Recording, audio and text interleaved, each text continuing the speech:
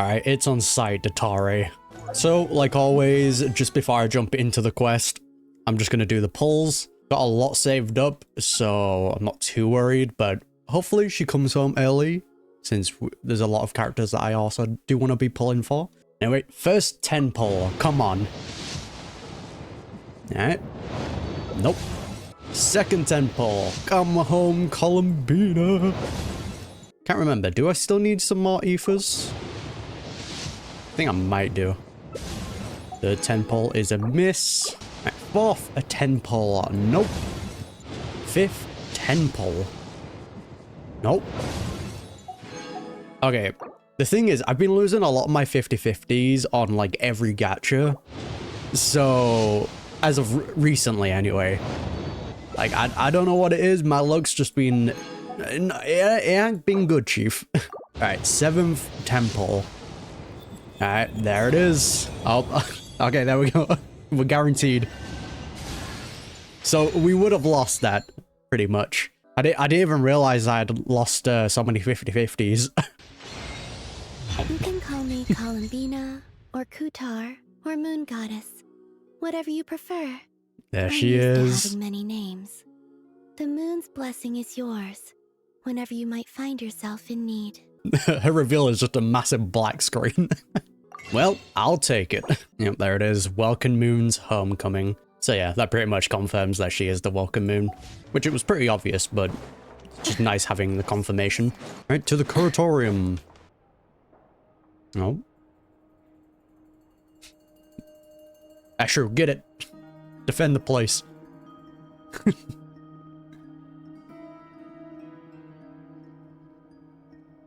like the gang's all here. What's up? Yep, all ready. How about you two? Green and good to go? Definitely had 6 weeks to prepare, that's for sure. Paimon's ready. I'm ready too. Great, let's get rolling then. Great. Well, first things first. Oh, go on. Wait. Someone's here. Oh, special visitor already? We heard your footsteps. Although... You've been here for a while now. I take it you followed the Traveler, but I don't sense any ill intent in you. It's rather Alakino, Wanderer, the Mages, potentially? Come on. Come on in. Oh. I don't know you. Oh, it's a Fatui member. Hello? I figured it wouldn't take you long to notice me. Oh, it's one of the knaves. Okay, yeah, he's good. I come bearing news from my lady, the knave. Dottore went through the motions of returning to Snezhnaya, but it was obviously a facade. However, he has not returned to the Kuvaki Experimental Design Bureau, nor has he made an appearance in Nasha Town. Yeah, I mean, he needed to use his backup plan, since he no longer had Columbina, which creating another moon is just wild. Well, in that case, he'll be in his lab way up north. I always wondered why he applied for his own private pad. He was planning this all along. That's what makes the dottore so terrifying, is the fact that he always has a backup plan on things. Tell them that Sandrone and I will go on ahead. If they still intend to pursue this matter, they should meet us at the research center in the northern tip of Nodkrai. Nice of Columbina's two best friends to think of us. We appreciate the heads up. Our sincere thanks to the Fatui for your aid. Yes, sir. Lady Damselette may have left our organization, but at least some of her colleagues remain genuinely concerned for her well-being. Aww. Not to mention that the doctor's increasingly cryptic conduct gives us great cause for alarm. Yeah, I feel like the other kind of Fatui members as well don't really care for dottore, since he just sacrifices their lives like it's nothing. So I don't think they're that loyal to him. I feel like all the ones that are actually under him are probably psychos. We have crossed swords many times before, but it's not personal. We're just on different sides. We don't lack humanity. That's fair. And so, as fellow friends of Lady Damselette, it's only right that you should be in the know about this. Thank you. Arlecchino's situational awareness has saved us a lot of trouble. I'll leave the map here with you. If you do decide to head to the research center, please proceed with caution. Will And do. remember, at least while you're in Nodkrai, Lady Arlecchino's subordinates are your comrades if you want them to be. Yep, that's exactly how it was with the captain. As long as like the subordinates are under like certain Fatui members, you know they're chill. This is very accommodating of you. We can't thank you enough. Just doing my duty. I shall take my leave now. If you need us, you'll find us at the Experimental Design Bureau. Yeah, you might want to get out of there quick though. The doctors left the Experimental Design Bureau and headed to some research center up north. Marionette seems to think he's been planning this for a long time. But when did it start? Before he even arrived in Krai? Wouldn't surprise me if it ties all back into Sumeru when he was conducting like experiments with the Gnosis. It might even go further back than that, to be honest. It seems his loyalty to the Tsaritsa is lip service at most. Yeah. Behind the scenes, he may even be working against her. Brother, dottore isn't loyal to anyone. He hates himself. We saw that with the clones. He was 100% working against her. Whatever his motives, we know that he's decisive and incredibly ruthless. Facing him unprepared would be a recipe for disaster. I mean, we are going to get clapped, though. Columbina's going to come in clutch. At this stage, it's difficult to predict his next steps. I suggest we split into 2 groups. We need some people to stay behind and guard Nasha Town. Well, as much as I'd love to help, infiltrating research labs isn't really my area of expertise. Fair enough. But at least take Cool Your Jet's ducky with you. It should be some help during the battle. Well, there's the hypo reactions. Thank you, Aino. And as for Miss Inefa, I suppose you will stay to protect Miss Aino? Detecting operational logic. Protect Aino. Priority. High. Aw, very sweet. Just in case, Servarka, I think it would be best if you stayed behind as well. What? You can leave the research center to us. No, we need Varka. Please, we need all combat abilities. Actually, I guess if we put our strength all in one place, that probably won't work well if other things are happening elsewhere. I mean, I would have said the Knight of Berea should probably be out on the front line, but okay, fine. Leave Nasha Town to me. Be careful out there, okay? If things get out of hand, fall back right away. Yehodo will be on hand to assist you. In my absence, she can handle any intel gathering work. Fully trust her in that. You got it, boss. You guys make sure to get back here in one piece, all right? Will do. We will. Things are moving fast. We'd better head off soon if we hope to keep pace. Yeah, this is going to be a very dangerous mission. Paimon, you should stay behind to help everyone here. So yeah, this is why we didn't see Paimon in the trailer. So, it's infiltrate a secret research facility, or... Yeah, alright. Paimon will help out here instead. Sounds like it's gonna be a pretty intense fight. Once again, though, I feel like if Paimon is staying away, then we're probably going to get an interaction with a Shade, right? Because Paimon's always just conveniently not around when there's Shade business going on, right? Actually, no. No, that's incorrect. I forgot about Natland. Unless, like, Renova did detect Paimon then, and they brought it up during the Shade trailer. I don't know, I'm just rambling now. We all have to bring our A-game here. So, anything you need to wrap up before we leave? Nope, done everything. Nope, I'm good to go. Then you'd better get going. Very well. Alright, everyone, lock in. All these broken machines on the ground. Someone got here before us. Oh, it's definitely Arlecchino. Arlecchino and Sandrone? Look at that fire, definitely Arlecchino. Oh, we do have the trial team. Oh, we got Arlecchino's threads here? Is that what that is? It's so cool if it is. Yeah, they definitely put in work. Nope. That's quite a welcome party. Oh. Wait, Abyssal Monsters, hello. Well, it tried its best. It was a bit overkill, but... So yeah, it seems like this is where he was doing his Abyssal research, since the Wild Hunt's in here. So whatever he found out here led to him being able to release Raria from the Moon Gate. It's so cool, man. I love how they've just added Aino's thing to the Traveler to buff them. Get back! I said get back! Do you hear me? Alright, let's protect him. Oh. Didn't expect them to be here. Why isn't it working? No. Don't come any closer. Don't. Alright. Well, rest in peace, my guy. Alright, he's dead. Overkill. Dottore, you absolute psycho. You poor soul. May your spirits find peace. Grab that key on the ground. We'll probably need it at some point. We're gonna be seeing a lot of that. Watch out. Ugh, there's no way through. Let's go around. Thanks for the energy, though. What the? Trespassers? Here? What's wrong with you people? Oh, it's one of the doctors. Hello. We're looking for the doctor, and we understand he might be here. I see you're fleeing the facility. You looking to settle a score with the doctor? Good luck with that. I don't think you have many chances left. He's like, yo, he's gone insane. I'm dipping. I don't want to be here. Perhaps. But you might have a chance to live if you start talking. 2 other harbingers had the same idea as you. They're already inside. But what good is it gonna do? The doctor wouldn't do something like this unprepared. True. Seems to me that you're not too thrilled about being his subordinate. I mean, technically, who would? I feel like any sane person would be dreading it. They're just like, please, transfer me under a different Fatui Harbinger. Please, please. Also, is it just me, or do I sense monsters nearby? If you'd prefer their company to ours, that can easily be arranged. No, I'm good. We need to know what the doctor is up to. Please, if you know anything at all, tell me.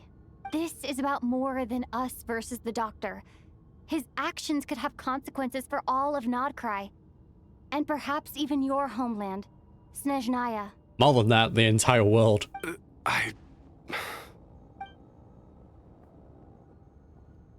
You got no choice, man. Just do it. He's building something. Ambitious doesn't even begin to describe it. Feels like this could be the big one. God knows how long he's been planning it. A while back, he told us he'd be returning to Snezhnaya. We weren't expecting him back so soon. This time he brought some gemstones with him, or something. 2 of them. The moon marrows. The moon marrow spheres. He stole them from their rightful owner, Columbina. Oh, Lady Damselette? Last I heard, she left the Fatui. Before she went, she told us she'd finished what Her Majesty asked of her, and wished to focus on some personal matters. Dottore is such a rat, man. I remember thinking that leaving us might not be the best choice. I mean, I always looked up to the captain the most, and... Hey, but the thing is, like, all the Harbingers have their own goals. The captain got what he wanted. Back when this all started, the higher-ups dispatched 3 units to Nodkrai to execute their plan. They were led by the Doctor, Marionette, and the Damselette, respectively. I was a part of the Damselette's unit to begin with. Oh, okay. She never really interacted with us much. In fact, she seemed sort of detached from everything. Not because she was distracted, just felt like she was indifferent to the world around her. Like she had no stake in anything that happened. Yeah, that's just how she was, though. Never felt like she belonged. She always seemed like she was staring off into the distance. Almost as if she didn't see anything worth living for in the present, so she had to look further afield. That's right. She always used to stare up at the sky. Yeah, just really twisting that dagger, you know? The Doctor used to stand nearby and watch her. Apparently they got along well at first, but somewhere along the way, she grew wary of him. Started avoiding him as much as possible. Yeah, which is kind of what we learned from the antidote, right? She also helped him with a few experiments before dipping, so that extends onto that. See what I mean? He's such a rat. After she left, everyone in our unit merged with the Doctor's. He's similarly indifferent to the world, except when it comes to the moons. He seems to have big plans for them. Right now, obtaining the 3 moons is his #1 priority. He even said if he can only get his hands on 2 of them, he'll create a 3rd one himself. Which is mad that he decided to do that. How would he create an artificial moon marrow? Maybe the knowledge he gained from the Hyperborean phantoms has something to do with it. Probably. Like, when you look at all of his different research, like the Abyss, like Sinner power, Columbina's power, Kuvaki in general, Like, yeah, he's been planning it for a very long time. Thank you for cooperating. We appreciate the level of detail. I get the sense that you'd serve under Columbina again if you had the chance. Would that be fair? No, she's no longer a harbinger. As a member of the Fatui, my loyalty will always belong to the Tsaritsa. Fair enough. I'm only telling you all this because I don't completely trust the Doctor. No one does. His actions do not align with the goals that first brought us to Nodcry. I understand. We'll do everything within our power to stop him. The Knaves unit is based at the Kuvaki Experimental Design Bureau. Maybe you can seek refuge with them. He's like, alright, Well, bet. now we know what's going on here. Artificial moon marrow. He's likely well on the way to completing it.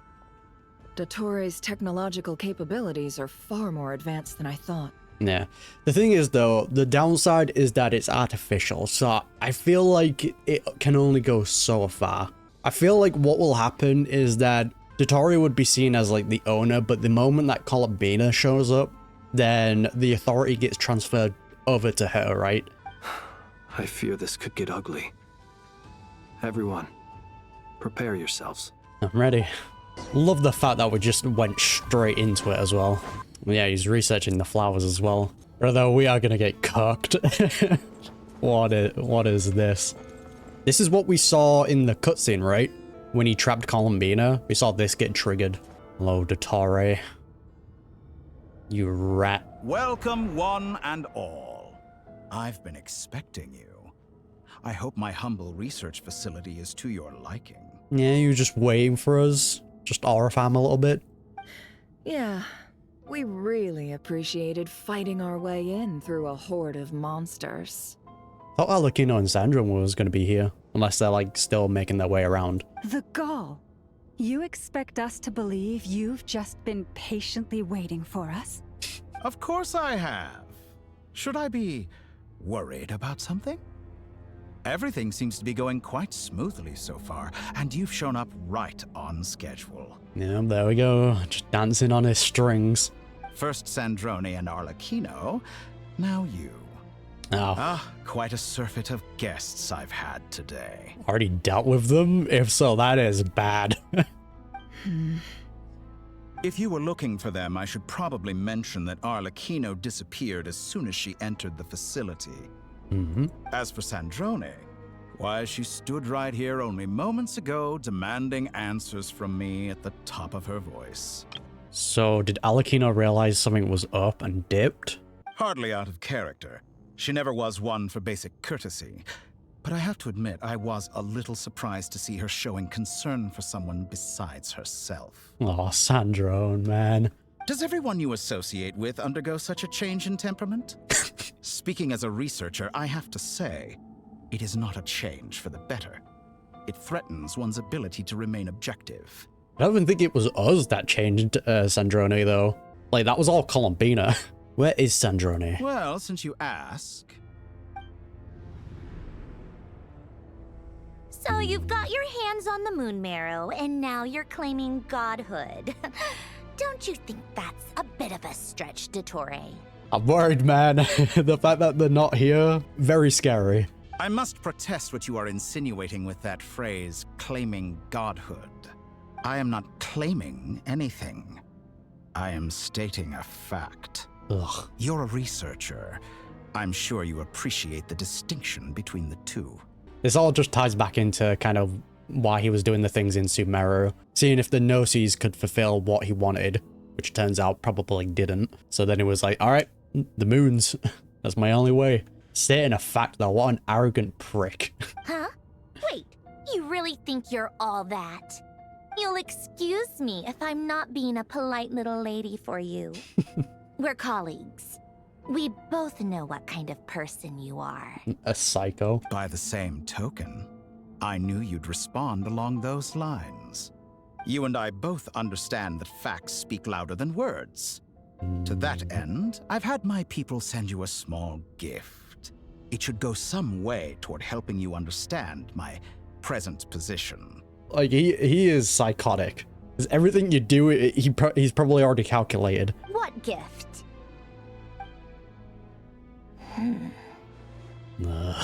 where have all your troops gone? Yeah, attacking her subordinates? Who knows? Perhaps they are already marching toward a new world, following in the footsteps of an unknown god. God, I hate him, dude. As vulgar and arrogant as you may be, dear Sandrone, I have no intention of taking out my displeasure on your subordinates. They will enjoy equal rights to my own. You sent your people to the Experimental Design Bureau? That's the Tsaritsas property. He doesn't care at this point.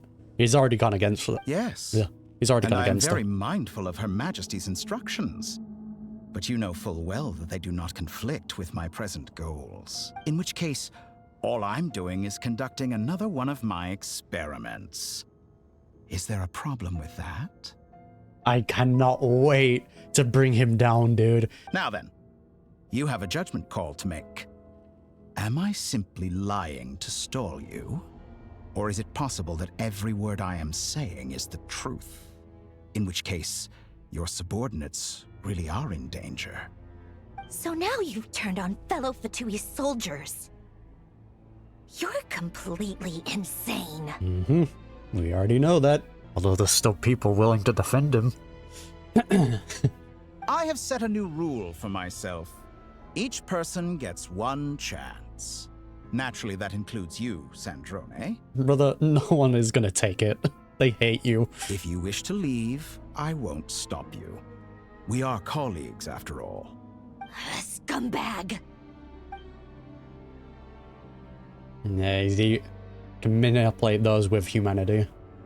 Still, I hadn't counted on Sandrone sparing any thought for the people of this world. Shame. I always found her self-centeredness to be one of her few better qualities. Yeah, she may be self-centered, but she has humanity.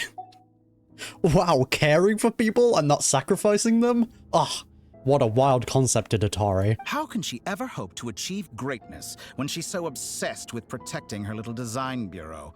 It's more than a little disingenuous to speak of achieving greatness while taking hostages. Or does honor no longer mean anything to you? Nope. Honor? Yeah, he does not care about that. I have the marrow of 2 moons in my possession and will soon complete the construction of a 3rd. I will be the god of a new world. And you speak to me of honor? How charmingly naive. I respect the arrogance, though. We're just seeing it on full display now. Like, we've always got it in, like, bits and pieces, but he always, like, kind of brings it back when he needs to. But now everything's in play, he's just letting it all loose. Those are sacred relics. You do not deserve them. In my view, many in this world do not deserve to be alive. Okay. And yet, I mercifully permit them to go on living, do I not? God, I hate him. You'll come to regret your actions. Will I now? Let's see if you can make me. Already doing a fight? Yeah, we're cooked. Alright. Let's go, dottore. Is that the best you can do? Oh, shut up. For the everlasting. Just wait until we get Columbina. You'll be cooked. Betray your fear of me. Oh, Alakino, okay. The assistance. It's swooping in. They see you as an ally. What a farce. You're clearly here to destroy my research. I say your research is more valuable than your life. Am I wrong? True. That's what he cares about. Let off a bit of stress. Right back at you, dottore. Interesting. Be silent. Close your eyes. Nightfall. Interesting. Be silent. I expected so much more. You can't fall here. Okay. It's just like, nope. I refuse to die. Dottore is too powerful with the artificial moon marrow in his arsenal. Fighting is futile. Quickly. Just... Man's got food, just regening health. Okay, what is going on here, man? Let's go. I don't want to leave her here, man. I've always thought it is wiser to flee than surrender. Ah, God, I hate him. I hate him. I hate him. But he's also such a good character. Oh. Watch out. Okay, this is what... Yeah. Alright, everyone else run. This is the same thing he trapped Columbina in, right? Forget about me! You should... Where's the traveler? Oh, okay, just yoinked us? Rude. Oh. Yeah, okay. That's bad. So we're the ones he wanted. Ugh. A use for a descender. Uh-oh. Things are looking bad, Chief.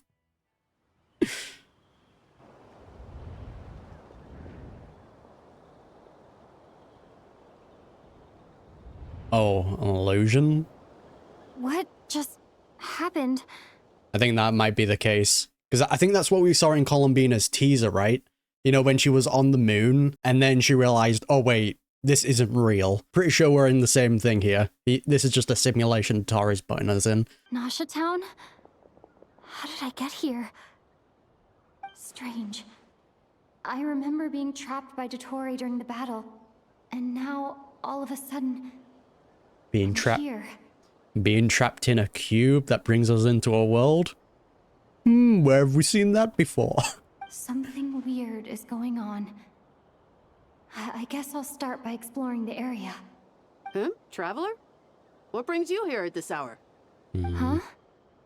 What are you in the mood for today? A hot dog? Or something else? We've got some special discounts at the moment. Want to see the menu? Nah, I feel like he's trying to keep us trapped long enough for him to find out something about us. Like, experimenting on us whilst we're in this simulation. Sorry, I'm not hungry right now. Ah.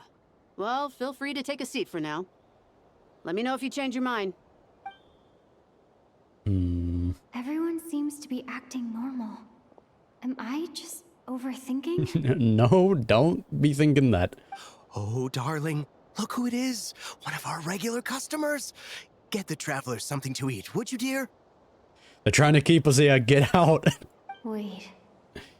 Why is he talking like that? There you go. Well, I'd love to, but can't serve a customer unless they order something. Anyway, I take it your business is wrapped up? Yes, thankfully. It was a long trip, and it's left me feeling pretty exhausted. But the upshot is, I won't have to leave again for a good while. We can have some quality time to ourselves. Yeah, you can really tell when dottore designs people. Wait. These two are a couple? I see some kids around too. I didn't know they had a family. Oh, unless they're like he's showing like the perfect world, right? Like, oh, this is the world I'll create if I was God type thing. Hey there! I haven't seen you in ages! What's keeping you so busy? I've been looking forward to playing with you again. Have we met? We have. You forgot already? You're silly. Daddy brought you over to our house recently. We had some snacks together. Yeah, okay, I don't like this. Please get me out of here. What is she talking about? We've had a lot of customers over the last few days, so we've been real busy. And like my mom always says, some people are more than just customers. They're friends. Oh, another customer's arrived. I better go see what they want. Trevor, please get out of here. This is all wrong. I never once heard the owner of this restaurant talk about their family. It certainly isn't a family-run business. And that child, I don't recognize her at all. Yeah, because I'm pretty sure Speranza here is the owner takes in like orphans, right? And basically gives them like a job so they can survive. If I remember correctly. Could this be a false memory? Very good. I knew you had it in you. Whoa, it was... this was false? dottore? Aren't you going to try the house special? When did he show up? God, I hate him, dude. No, none of this is real. You don't seem to like it here. That's fine. We can change venues. That's what it's gonna be, isn't it? It's gonna be like, oh, look at the world I'll be able to create if I was God. But it's like, dottore, looking at your, like, track record, don't trust you with people's lives.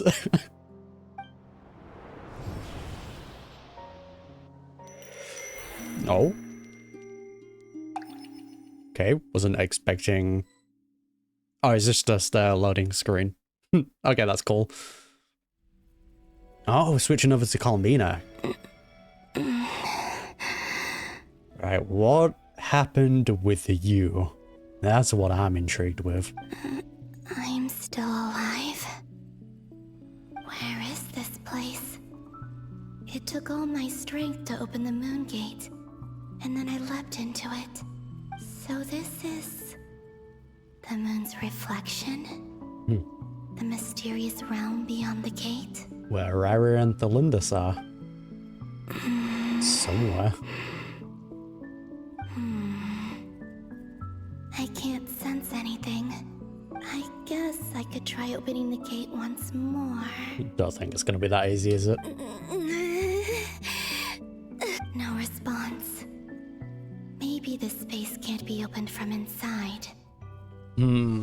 I just wonder how it works though. Like if you do get scattered, is it just like your existence just gets like spread across space and time? So that's probably how like the Lunatar came to be. Oh wait, no. I'm pretty sure the Lunatar is something older and the Kuhenki were under Columbina, right? Yeah, okay, never mind. I mixed the two. So that's probably how all the Kuhenki came to be. If her being scattered is what created them. Alright, we're just getting into like schizo theory now. If this was the space that killed both Revier and his lover, then why am I unscathed? Well, we still don't know if the Lindis was killed by going in here, right? Like, for all we know, the reason why Revier was teared apart was because, like, he was a sinner. Or... no. I'm not unscathed. Even the air here feels... frozen in place. There is nothing here with which I can restore my power. I should conserve my strength and proceed with caution. Smart. I don't believe Dottore's scheming will stop just because I escaped. If there is any chance that I can get back to the others, any chance at all. Yeah, I don't think Dottore plans for Columbina's comeback. Currently, everything's playing out how Dottore's planned. Columbina's gonna be the one basically making the biggest change, since that'll be like outside of his predictions. I must return.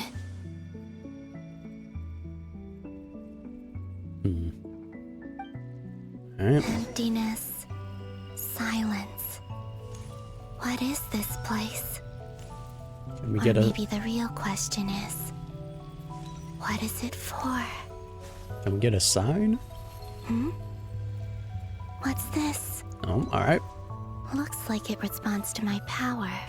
Charge attack. Golden. Like Kuvaki. The golden light. Is it some sort of guide? And why does it feel so familiar? Very suspicious, I eh? might as well follow it. Especially if it's golden. Yo. Where does this lead? Could it be the exit? Yep. Nash it down. Unless this is like a corridor of like time. Kind of what we saw in like her teaser. Welcome home, Moon Goddess. Yeah. So it was the festival. Nasha Town? But isn't Moon Prayer Night over already? Very, very interesting. So yeah, this is going to be time-based. I wonder if Easteroff has a play in it as well, because she's intervened at certain times in the story. Yep. As I know. Oh, playing the game. Oh, was this before she got stickered? That is very Goodbye fascinating. for now, Columbina.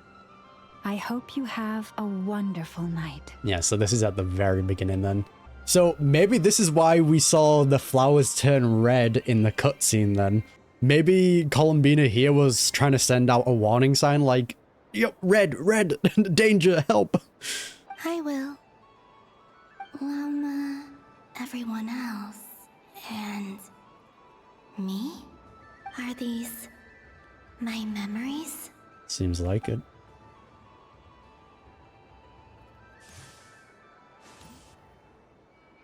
Because the thing is, what we saw with the phantoms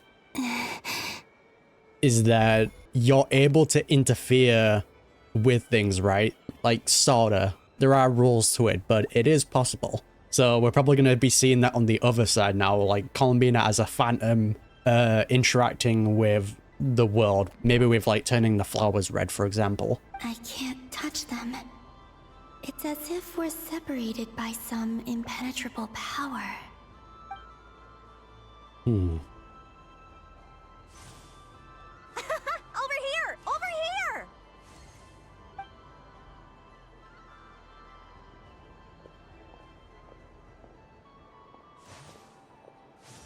I wonder if the mages will realize. But the people in these memories pass right through me. Just like when I disappeared.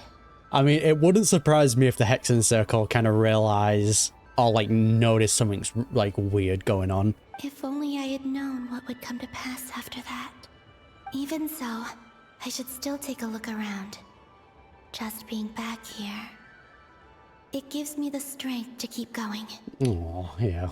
Gotta keep up the mental strength. Alright, let's go see if the mages... Welcome home, Moon Goddess. Oh. Oh, you're the genuine article. Alice was right. This moon prayer night was worth watching after all. Father was talking to her like her here. Yes. That was the fortune-telling stall run by Barbeloth. Oh, from the and Hexen Circle. this is why there was a Kuvaki like when the card was pulled out and there was Kuvaki interference. It was Columbina that did that. Yeah, she was trying to send out warning signs. Please, draw the first lunar arcana.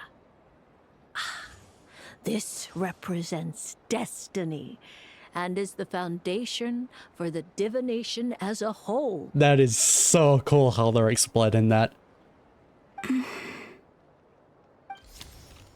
Mm-hmm. My destiny. I believe the card I drew was the moon.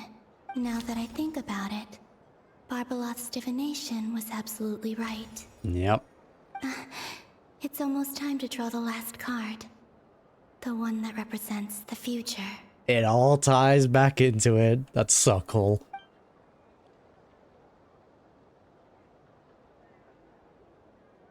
So yeah, that was the card that popped out on its own. From here, I think. Yep. There it is.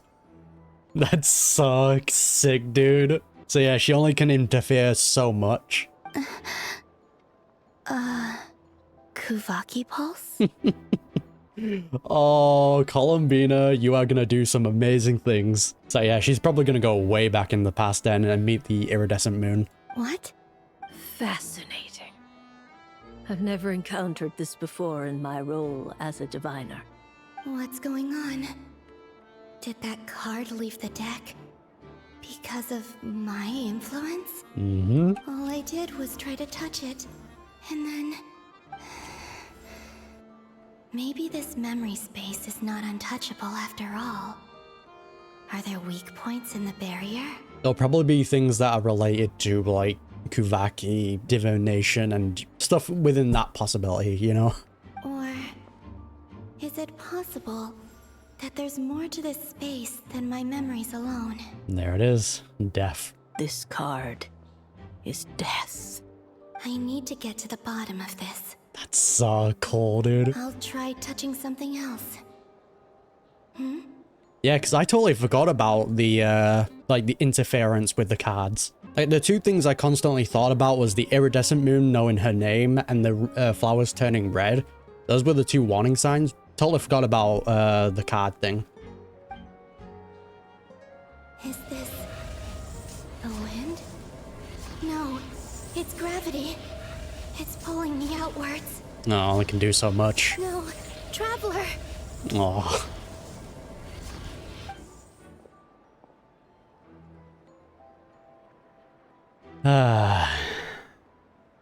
Hmm.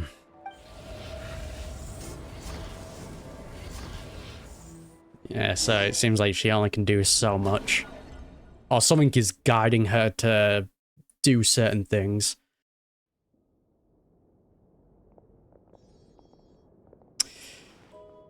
Yeah, bad news. Paimon's not gonna be It's gonna scare Paimon.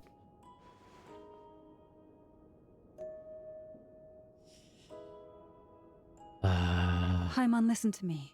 Dottore, I hate you so much. And they hit me with the music. Don't even do that to me, man. So yeah, he must be like trying to analyze us, right? To see what makes a descender. That's probably all he needs to like fulfill creating the next moon, you know? From the bottom of our hearts, we are so sorry. We completely understand how you must feel. The Traveler is trapped, and we all feel responsible for it. Don't say that! Paimon's not a little kid! You didn't leave her behind on purpose! There was nothing you could do! Oh, yeah. Weird to know, like, Paimon hates kind of being away from the Traveler, but... She's all alone in there! What if something happens to her? What are we gonna do then? We've barely spent any time apart since we met. Is she gonna die? Oh. We must find a way to rescue her. We were all involved in the operation where she was captured, and we do not abandon our comrades. Yeah. We even saw her losing her cool when Columbina went, so losing the Traveler now is definitely kind of messing with Alec, you know. That being said, it won't be easy. Through conversation with the others on our return, we've arrived at a basic idea of what we're up against. Dottore's lab has clearly been in operation for a lot longer than we realized. We found many monster samples stored there. In all likelihood, they were materials he used to research his latest technology. We also know that through his contact with the phantoms of Hyperborea, he gained knowledge about the moons and certain Hyperborean technologies. So yeah, he probably researched the Abyss so he could then use the abyssal power to interfere with the Hyperboreans, because we know you need the abyssal power to do that. Using this knowledge, he then fashioned an artificial moon marrow to serve as a replacement for the frost moon beyond the sky. Unlike Columbina, Dottore is not being rejected by Teyvat. And even with 2 of the 3 moon marrows, his power far exceeds all of ours combined. Yep. Once his 3rd moon marrow is complete, Dottore will have completely seized the authority of the 3 moons. Teyvat's most primordial powers will then be in his grasp. Absolutely terrifying. Does that mean... I'm afraid so. No one could have predicted this level of insanity. Not even from Dottore. And unfortunately, his insanity is coupled with an intellect and ambition that not even his peers in the Fatui can match. Exactly. Like, Dottore is very, very smart. He's always got a backup for things. This is dire. Sounds like the world is done for. The 3 moons' authority can influence the very fabric of time and space. I dare not imagine what a monster like him would do with that kind of power. Yeah. Because it seems like he wants to escape his own fate, right? Like, we kind of saw that in the cutscene in Act 6. Like, he was saying, like, all the Shades thought he would fail. So he's had some sort of interaction with them. So it wouldn't surprise me if he was, like, fated to die, which is why he started creating clones in the first place, because he had that fear of death. But then he started to figure out, oh, is there a way to overcome fate? Which then led him to, like, researching the Gnosis and all of that, which then led to the moon's power. I think Dottore is probably scared to die. It definitely would explain his clones. The trouble's already begun, I'm afraid. On our way back, we discovered that part of Nodkrai is being enveloped by an unknown energy. We cannot ascertain what is happening inside. I'm convinced this is Dottore's doing. Not that there's any way to prove it.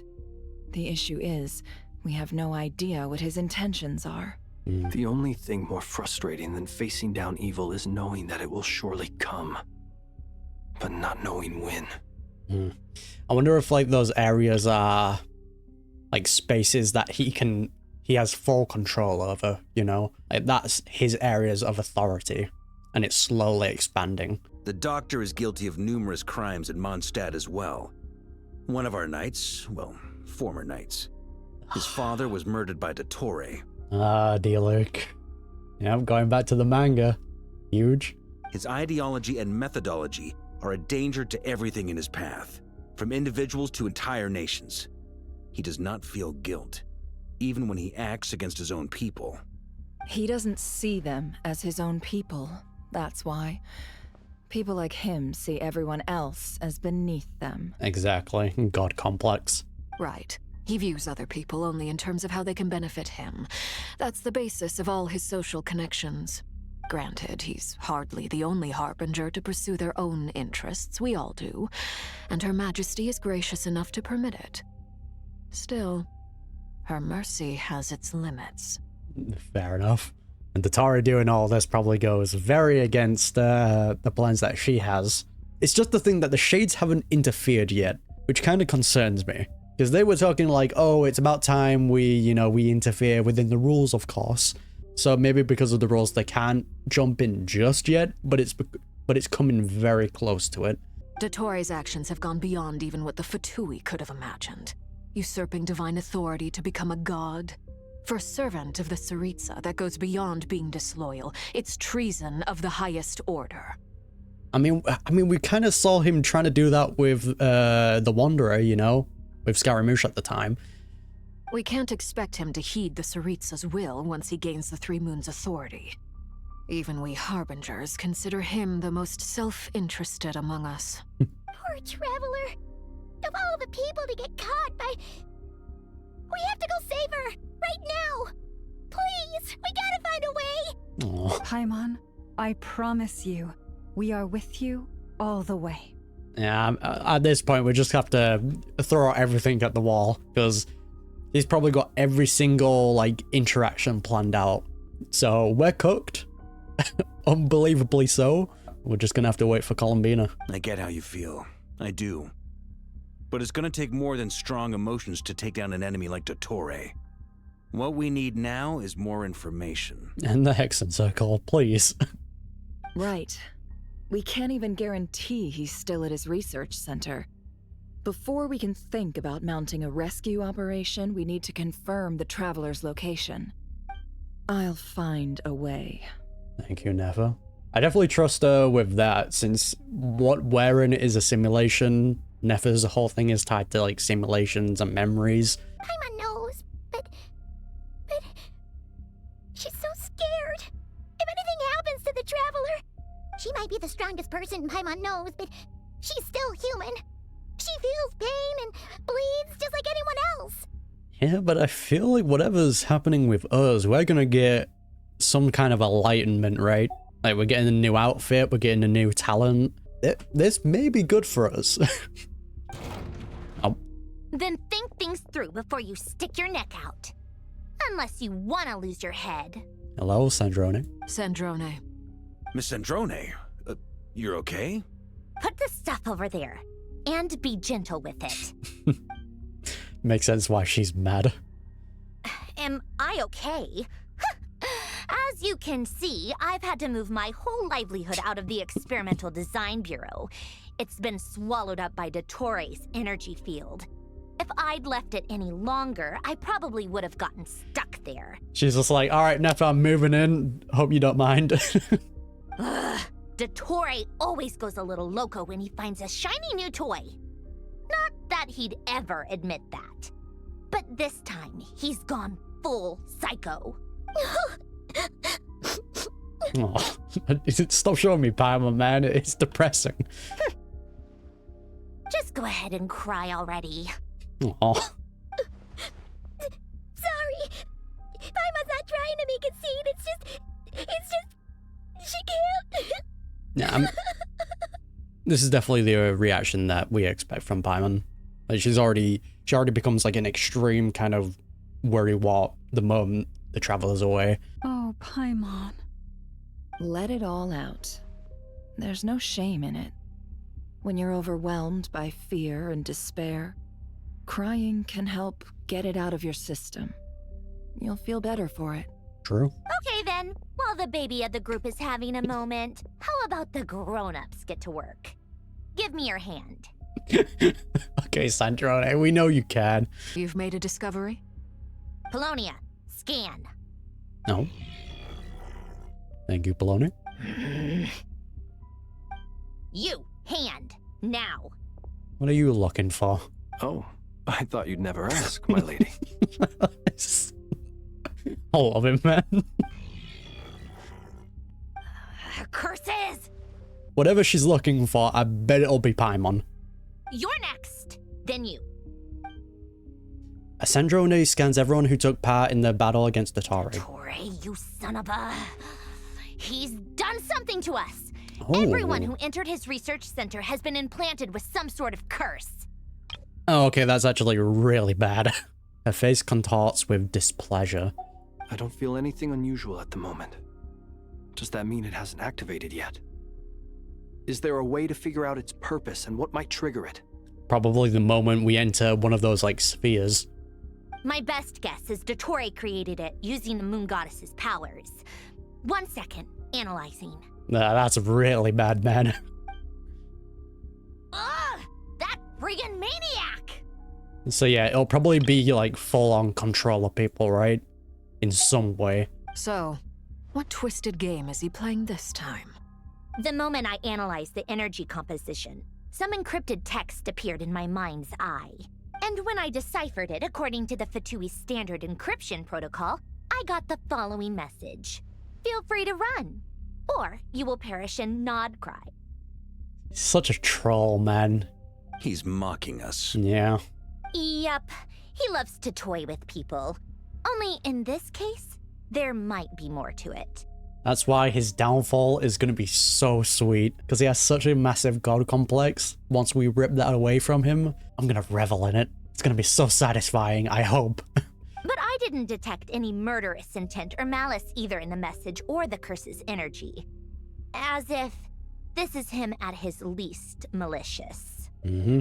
Yeah, I mean, he did say he was going to give everyone a chance. Or perhaps all people are cowards in his eyes. Maybe he thinks the threat alone will be effective. What a despicable person. And he has the Traveler in his grasp. If I may. As unhinged as dottore may be, he has always exercised great patience with the objects of his interest. Mm-hmm, and having a descender is probably what he needs at the moment, for whatever reason. I remember a comment he made when we first arrived in Nodcry. He said, "This world is, on the whole, an exceedingly dull place. But at least there are a few intriguing features, such as the gods, or the Traveler." Mm-hmm. Just being a descender alone probably interests him. Presumably, they interest him because they're unknown quantities. He wants to understand as much as he can about them. Agreed. The Traveler is Tevat's 4th descender. All Harbingers are aware of this. Oh, it's so cool. Like, they're just talking about this in the open. Since dottore took such pains to capture the Traveler, he is unlikely to kill her right away. Okay. But we still have to do that rescue operation. Again, whatever he finds out from us is probably what allows him to fully transcend. Of course. I also think we need to read between the lines with dottore's message.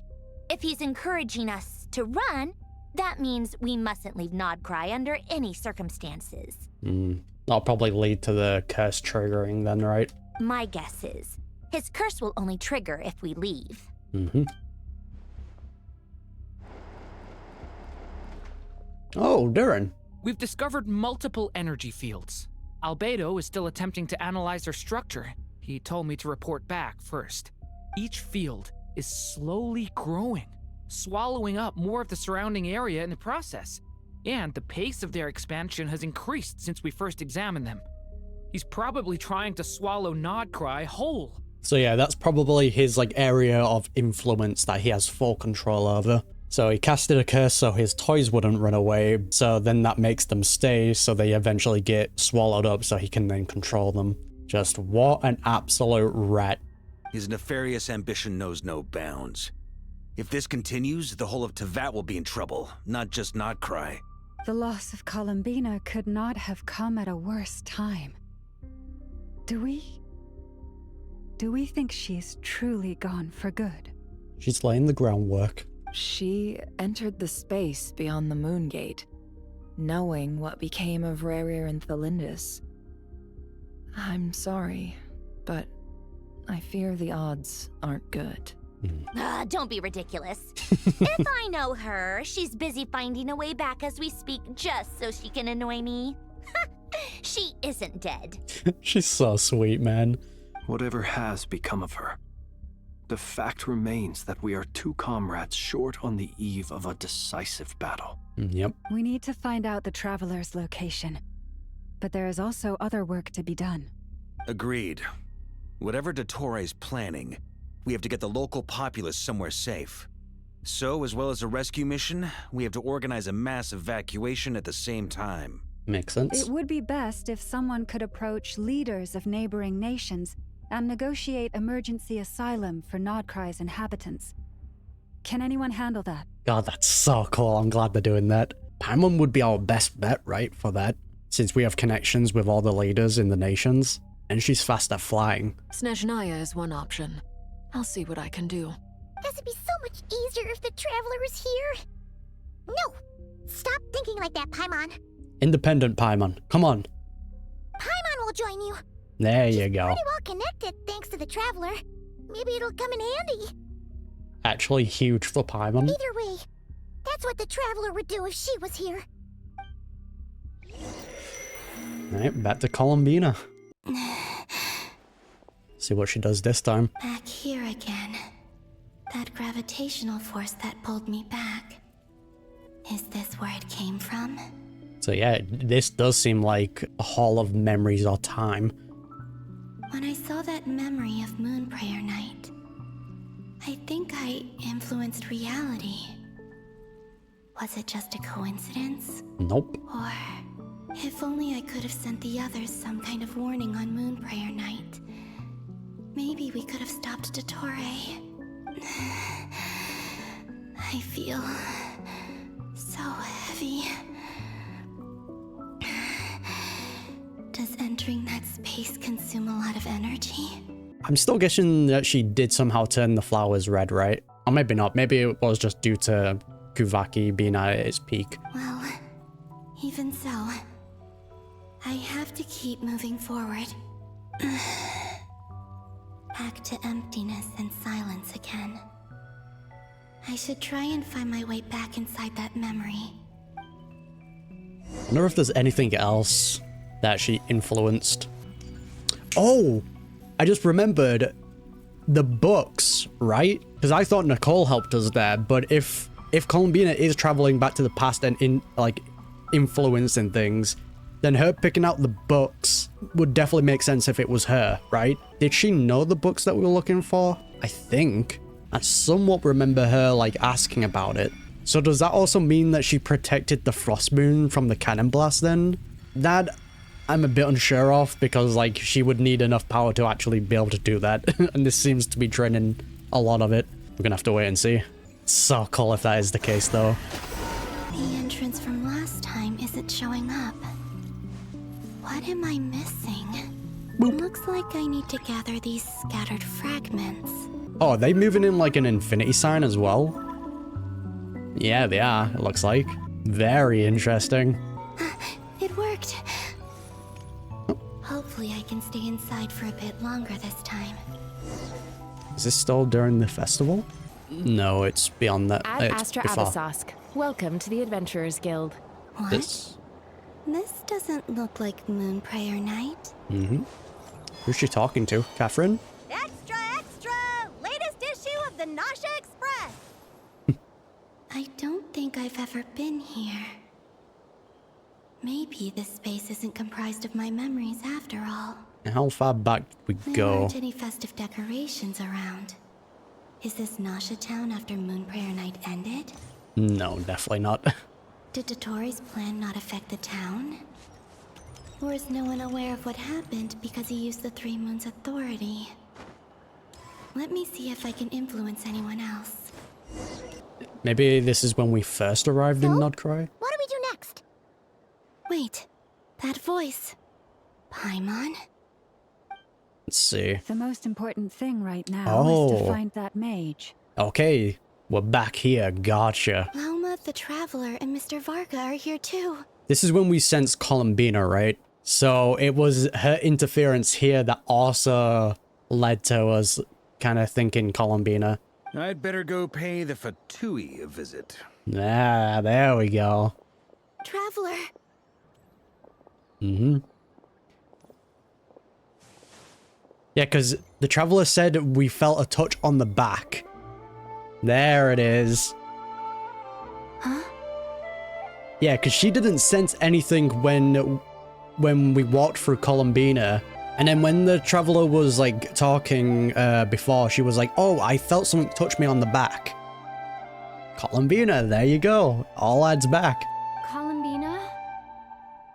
I made contact. It's so cool. It's me, Columbina. Huh? Yeah, there's only so much, though.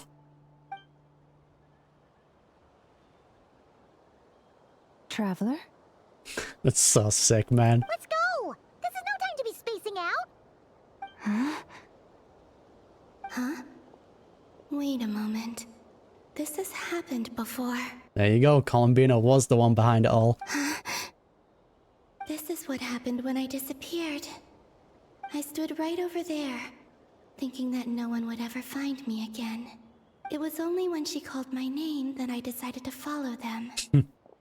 But did she turn around because she sensed my touch just now? Exactly. It just makes you think how much worse everything would be if Columbina didn't like interfere with stuff. Going down different timelines at that point. Is it really possible that from in here, I can change the past? If I keep following them, maybe... Nope, gonna get sucked out. It's that gravity again. So yeah, it seems like someone is helping guide her to like the important moments. Which the only person I can think of is Ishroff.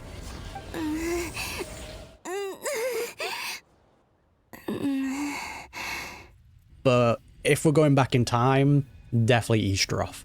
Every time I influence reality within that space, this force intervenes and pulls me back. It's as if it's trying to stop me from leaving. It's trying to make you do the important things. It's gotta be Ishroff, right? That's interfering. I'm getting weaker and weaker. I'll just have to try another approach next time. Come on, Columbina. Keep going. You have to tell everyone what happened. Back to the present. God, that's so cool, though. Alright, simulation time. Suddenly, I've been plunged into darkness, alone. It feels strange, as if something has grabbed hold of me. Is dottore now powerful enough to interfere with space itself? Creating simulations. It's very interesting, it's inside of a cube as well. Look at you, standing so still in total silence. I almost didn't recognize you. I'm thinking dottore. Hello there, traveler. Oh, he's already got the moon on his back here. We're just gonna see him like slowly evolve. He seems to be in a good mood. Wait, what's that behind him? Yeah, his research is developing the longer we stay here. Ah, so you noticed. This is the completed trilune. 2 primordial moon marrows and 1 artificial specimen. That's so sick though. Just having the marrows there. You are wary of it. Good. Maintain that reverence. You performed well in that recent battle. Brave and reckless as always. Courage is the sign of a true hero. And impulsiveness is the hallmark of those who strive to advance. I say this not to belittle you. Most creatures are far more timid by comparison. Thanks, I guess. 3 moon marrows.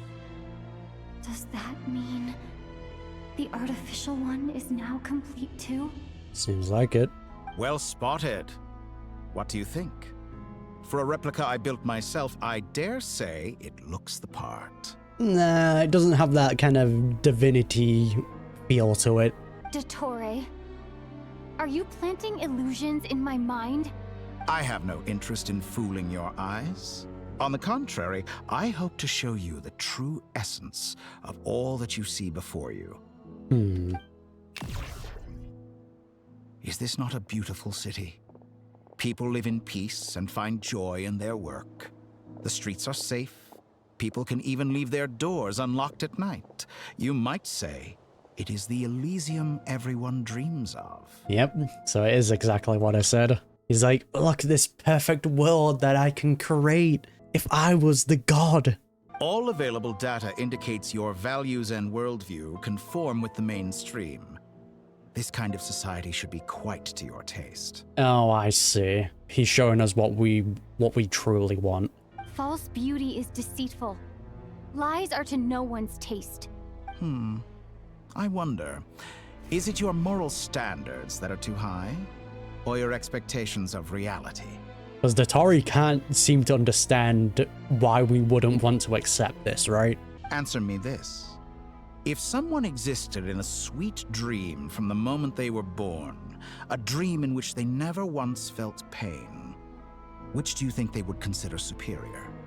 The dream or the reality? Oh, going back to questions like these, eh? My take is, if you don't know what pain or, hurt and stuff like that feels like, you can never truly be happy. Because then happy would just be the normal for you, right? It's a weird thing to kind of think about, but it's because of sadness that you can appreciate the happiness, stuff like that. That's pure sophistry. It has nothing to do with your actions. As I suspected. You have yet to understand all of this for what it really is. What do you want from me? You sound impatient. Do you think the only reason I'm keeping you is because I want something from you? Wouldn't surprise me. You're just really annoying to deal with. If it's not, then why haven't you killed me yet? No one can stop you if you're as powerful as a god. I'm delighted you recognize that fact. Oh, I hate him. I believe we last squared off in Sumeru. Ah, the memories. How time flies. You and I have both grown. Yep. I'm not surprised that Arlecchino and Sandrone worked with you. You've always a way of slowly but surely ingratiating yourself with all levels of society. Funny enough, when you're a decent human being, you can connect with people. People laud you as a hero, but I suspect there's more to it than that. Oh, but to be clear, I don't say that to flatter you. Okay, thanks. Do you always give your opponent an appraisal before you deal the final blow? Call it a long-time habit.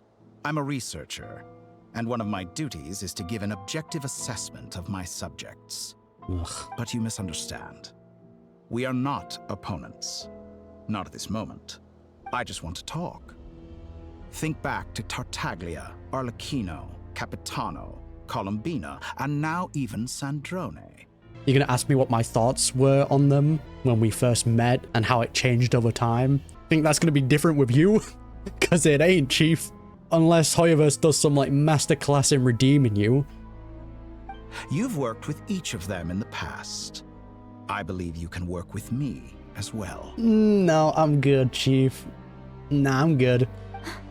What makes you so sure? Well, why not? Should the good associate only with the good and the bad befriend only the bad? I like to think we could have a more mature relationship than that. See, dottore, this is where you lack humanity. Because the thing is, all those people you mentioned, yes, they've done bad things. They all exist within a morally grey area. Columbina, not so much, she just seems like a decent person. But when it comes down to it, they still have their humanity. And they can make the right decisions with helping people, which is something you don't have. Surely you don't think all your relationships are grounded in friendship or shared ideals. People come together because it benefits them to do so.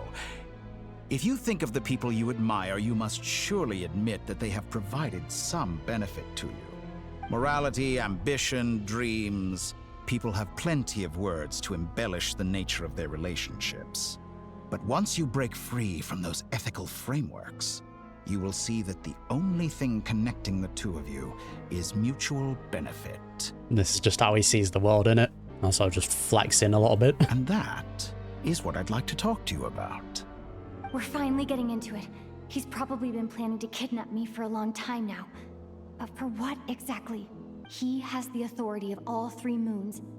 I won't be able to gain the upper hand in a fight.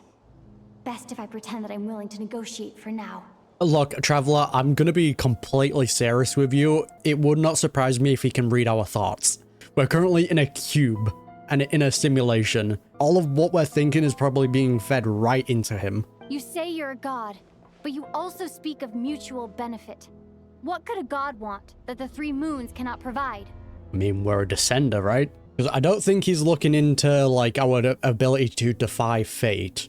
I think he wants to learn about our bottomless pit of power, right? Because, like, we just throw the moon marrow inside of us, the abyss inside of us, elemental energy, and it just goes into, like, this bottomless sea. That is probably what he wants to learn about. Excellent question. But before I answer, I would ask you the same thing. Gaining Columbina's allegiance was a rare and extraordinary feat. But the moon marrows are now in my hands, and I have the edge over her. For this artificial moon is not being rejected by Tevat. Her identity and lineage may have been a thing of glory in the old world. But they were also shackles that prevented her from ever integrating into Tevat. I, on the other hand, you may view me as a thief, but I have overcome that limitation. Yeah, because I'm pretty sure Pierre also kind of mentioned the old world, right? I feel like what they wanted to achieve is something similar, but dottore just decided to do it all of himself. Wouldn't surprise me. So what is it that the 3 moons cannot grant you? What stops you from negotiating with me to get what you want? I hate you. I don't make deals with lying psychopaths. Facts. That's quite an accusation. Are you expecting me to accusation? Get angry? Well, this is one aspect in which my personal growth has served me well. What do you mean, accusation? You are a psychopath. You are a lying psychopath. In the past, my less mature self might have been disappointed, perhaps even angry, over a small setback like this. Like when you and Lesser Lord Kusanali joined forces to oppose me, for example. Because he's reminded me a lot of Scaramouche here, when he transcended to godhood, and he disregarded his old self. He's like, oh, I've grown past that. Dottore's doing the exact same thing. But things are different now. Just as the rich do not quibble with the poor, I no longer find myself perturbed by these trivial affairs. Wow, how great of you. Human relationships end with conflicts of emotions and interests. But relations between humans and gods are different. And ours is even more unique. I hate you so much. I have ascended to the highest heights and laid claim to unprecedented horizons. And you were no ordinary person to begin with. Oh, thanks. Allow me to show you the world. Help! He's getting a little bit forceful here. But I want to scrap with you. Stand, walk, jump, sit, and lie down. These are the most common of behaviors. Look, we can water water, we can defy physics, blah blah blah, I get it. I'm just aura farming, dude. Have you ever wondered why we were born following such laws? Who stipulated that we could not fly instead of walk? I get... Oh. Get him, Traveler. We've got powers now. This actually might be the reason why the Traveler gains, like, enlightenment, right? Whatever dottore is showing us here might actually be helpful to the Traveler with understanding how things work with our powers.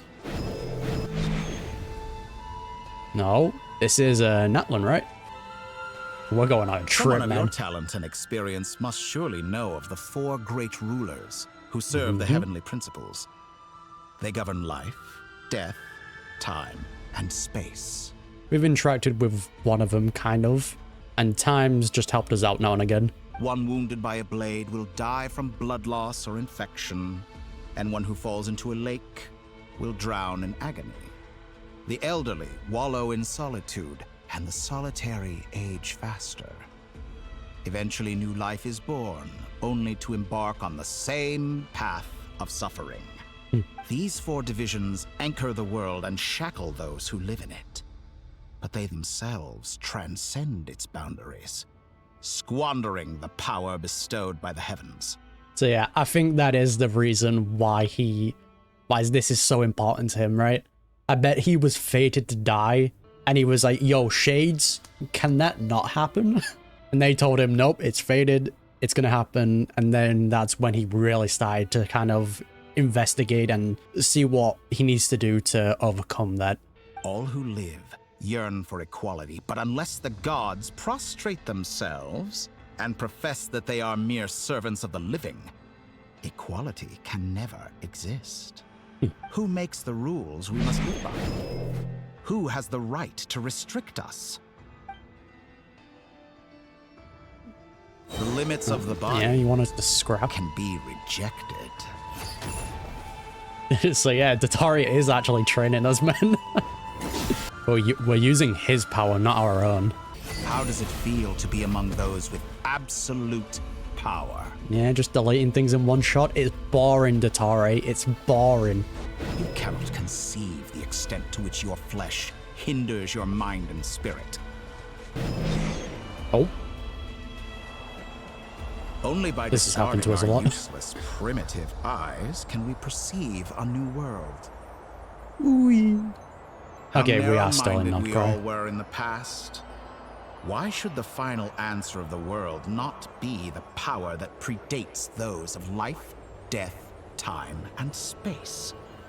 The power of the Triloon. People are originally in power. Through it, I have glimpsed new experimental possibilities. Nature suppressed, authority exiled, souls controlled. God, I hate him, dude. You know, I heard recently that a group of critics reviewed countless stories and drew an interesting conclusion. They found that it is more often than not the villains who strive tirelessly to push the boundaries of progress. Yeah, because they end up being psychos. This ties back into reality, right? Is like, we can make some incredible progress if we get rid of our humanity. But again, that's inhumane. That's why we don't do it. In fact, long before this, someone voiced a similar idea in an academia editorial. I felt a great affinity with this perspective. I have never been afraid to step up and play the role of the villain.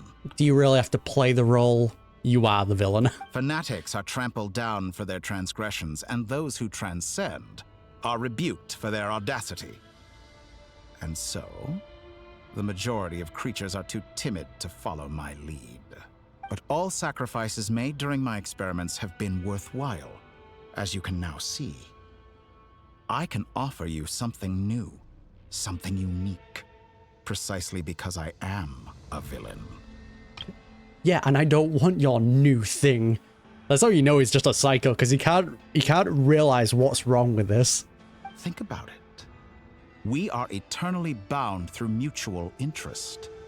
Can you truly say you would never turn to malice if it could give you the life you dream of? Yeah, I can confidently say that. If the life that I dream of comes at the expense of others, yeah, no, I'm good, Chief.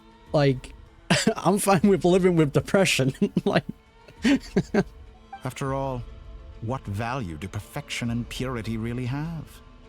They are fragile and feeble things, utterly tedious. I say, better to be governed by a flawed humanity than a gnosis. The true seeker of knowledge is the villain who undergoes countless tribulations in pursuit of their goal.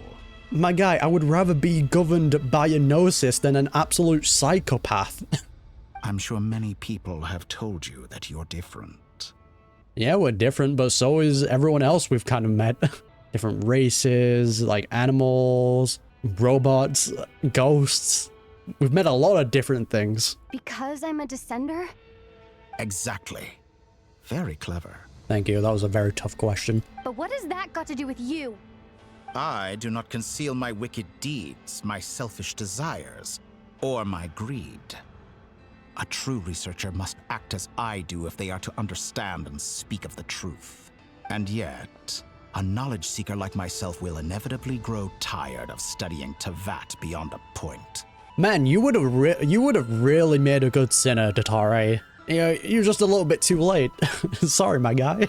Should have been in Camry at the time. You have traveled to all corners of the world and met many people. Along the way, there have been moments when you were misunderstood or even became a wanted criminal. Classic. And all the while, you have spent your days doing some of the most mundane jobs in the world. Yeah, but I needed those primos, man. I needed those 5 stars. You don't get it. You fight and toil, claim minuscule rewards from my friend Pantalone, then you fight some more, winning some battles and losing others as your search goes on.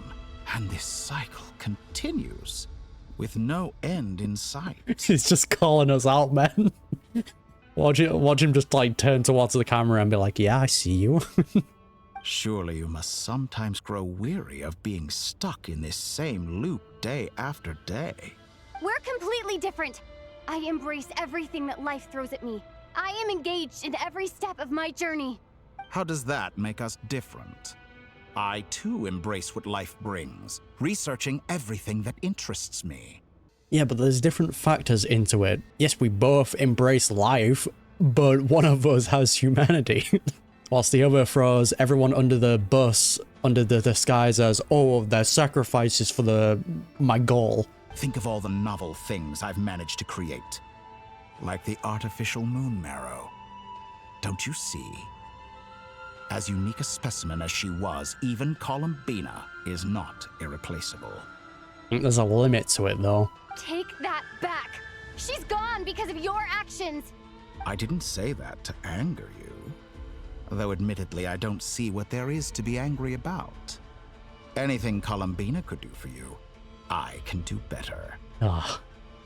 Because it's just because he doesn't understand, does he? He's just never had humanity. Just psycho through and through. Never gonna see things the same. I know what your ultimate goal is. You wish to walk the path your brother walked and seek answers from him at the end of that journey, don't you? Yeah, I keep forgetting about it, but yeah. Someone like you could never understand what it feels like to care about another person the way I care about him. Facts. Perhaps not. But that doesn't mean I can't help. I could find your brother right now, bring him before you, and make him give you the answers you seek. Probably could, but you know, that would kind of just spoil the game. Like, come on, dottore, read the script, get with it. Don't be so presumptuous. You'll never begin to understand the situation between us. Oh, no. This is no presumption. I'm only offering what I know is possible with the power of the Trilune. You know what? You know what? Bring him here. Let's scrap. You know, the twins versus dottore. I would be fine with that. We would lose, but I would still be fine with that. But it seems like you would sooner continue with your journey through this world. Why? Do you truly desire this journey? Or is it simply a necessary process from which you cannot escape? Because it's fun, dottore. Think of all the time and energy you have spent, everything you've had to endure just to make it this far. Is this really what you want? Or has your hand been forced by the promise of that final answer? Yes, you have made many friends. But do they ever spare a thought for the void in your heart and what it yearns for? I mean, yeah, but at that point, you're just being selfish if you just think, oh, everyone needs to care about what I want. Like, if you start questioning, oh, has this person ever thought about what I feel like? And you do that with every single person, that gets very toxic very fast. You're never going to truly know what someone else is thinking. How do you even live life if you're just constantly worrying about what someone else thinks about you? It will destroy you. Friends are people that you can trust. They probably know about your situation, but they have their own thing going on, you know? What you want is not friends. It is family. But do they know this? Get away from me, man. I, on the other hand, am far more considerate. Join my experiment, and in return, I will bring your meaningless journey and all its struggles to an end. Nah, I'm good. quite frankly, my guy, I prefer the friends of our brother at this point in time. This is a malicious attempt to manipulate me. But at the same time, he's stating some very human truths. Of course, he's right about my predicament. How can I deny it? I have faced ungrateful strangers, never-ending troubles, an endless quest for answers.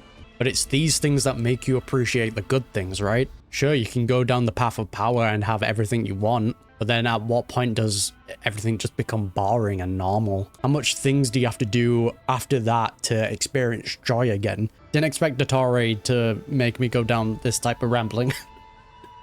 I want to see him.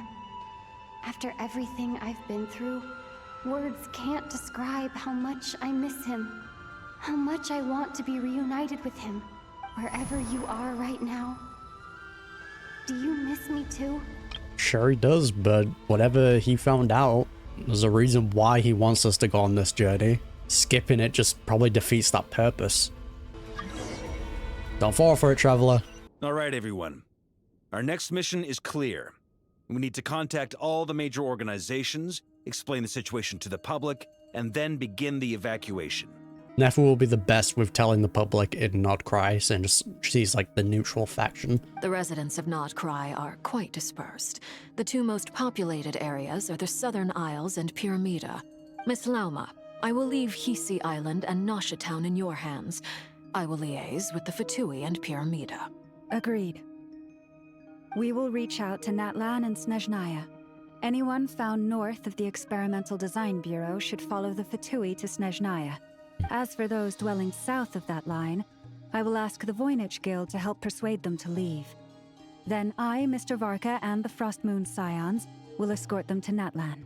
The Voynich Guild has dealings with the Curatorium of Secrets.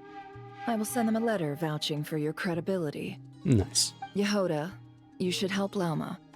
This is too big of a task for one person. My wish has come true. You're willingly lending me your most capable employee for the day. Look at that. Gotta make the most of this moment. Well, good for you if all this only takes a day.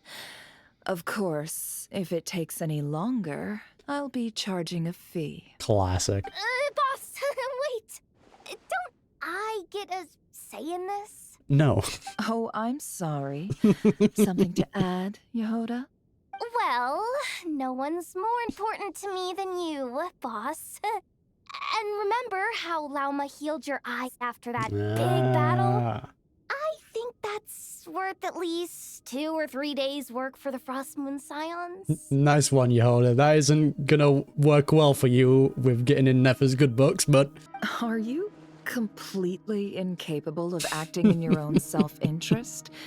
Or do you simply devalue your own labor? Are you sure you don't want to come with us? Who will see to our other work if we're all busy evacuating residents? Exactly. Sandrone insists that Columbina is still alive, and we have a traveler to rescue. There's much to be done. But boss, I'm just worried that... Well, Nefer, I'll link up with you once my tasks are complete. I love Yehoda, dude. She's so sweet. Cares a lot about Nefer. What makes you think I'd need you to do that? I'll need it. And considering the way you approach certain matters, I think you'll be better off with me present. Aww. That's quite enough. Just focus on your work first. They work well together. I bet we're in for an uphill battle here. But we can help out too. Inefa and I are gonna help Nasha Town's residents carry their stuff. Loading schedule. Store essential local research data and technology samples, then escort the people to Natlan. Huge. Understood. I will execute this to the best of my abilities. Great stuff. Thank you, ladies. Yeah, what are you up to, Varka? I've contacted the Lightkeepers. A colleague of mine will join us shortly. I will persuade them to conduct a thorough search of the region to ensure that no civilians get left behind. As for me, I guess I'll be making an early return to Sumeru.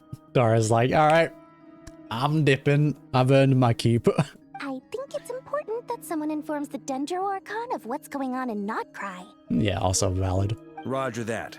Someone should inform Mondstadt, too. Mr. Duran Can I trust you to handle that? I think you fly faster than any of us can run. True. As an added incentive, get there fast enough and I'll see about getting your gliding exam waived. Whoa. Really? Ha! Mission accepted, sir. Amazing. I intend to stay behind and help Miss Androne with her research. She has some alchemy-related questions that she'd like me to explore. No. Actually huge. She recognizes your expertise then. I wish you a fruitful collaboration. Yeah, Albedo and Sandrone working on stuff, that's gonna be huge. Thank you. In truth, I was surprised to hear her express an interest in subject matter outside of machines. Well, at this point, it's because like she wants to know as much as possible, right? She wants to save Columbina. I believe she has been investigating some Fontanian technology recently. She made a point of bringing the relevant materials with her when she left the Experimental Design Bureau. She's sorting through everything in her room as we speak. I should mention that we have one other friend who isn't present. He hasn't made his position in all of this clear. But if we know anything about him, he's likely investigating on his own. Wonder. Paimon's been very quiet today. But I know how close she and the Traveler are with the Natlanese. She should come with us to the border. Okay. Paimon will do her best. Yeah. I mean, even everywhere else, right? Besides like Snezhnaya, Paimon can easily get connected with all the other regions. Make sure to heed Sandrone's warning. Many of us have been cursed by dottore. As such, under no circumstances should anyone cross national borders. Remain within Nod Krai. Smart. That aside, personally, I have faith in Columbina. Things look grim, sure, but who knows how it'll play out. Same goes for rescuing the Traveler. Both of them are important allies and friends. We'll be counting on you to gather intel on them, Miss Nefer. Oh, wonderful. You're all here. Nicole! That voice again. Nicole? Hello, Miss Yappa. Whoa, that was loud. And it came out of nowhere.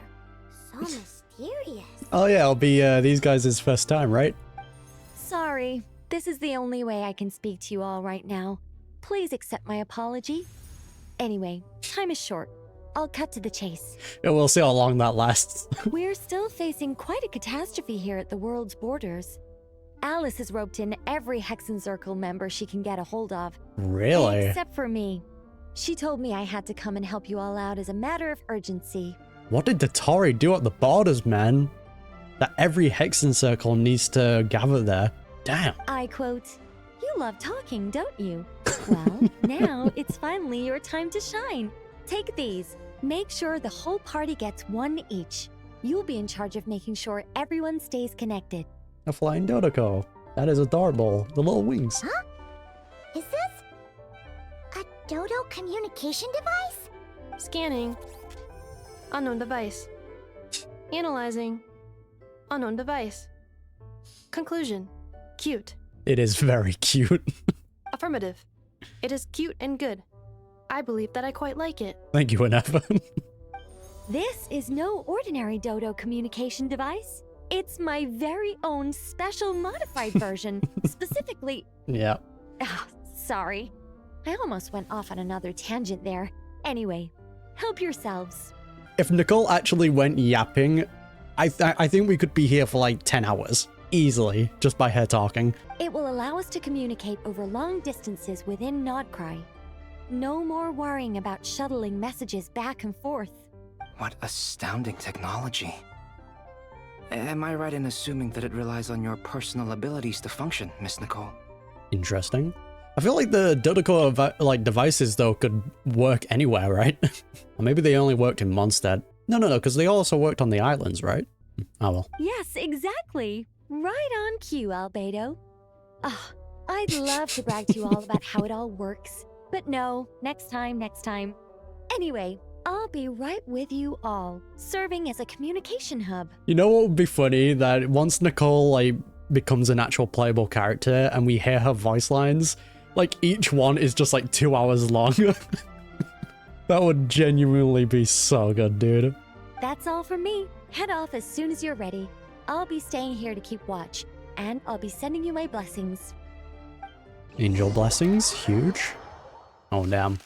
We're probably going to see these get extended, right? Contact the Lightkeepers. Hello, Itloa. My guy.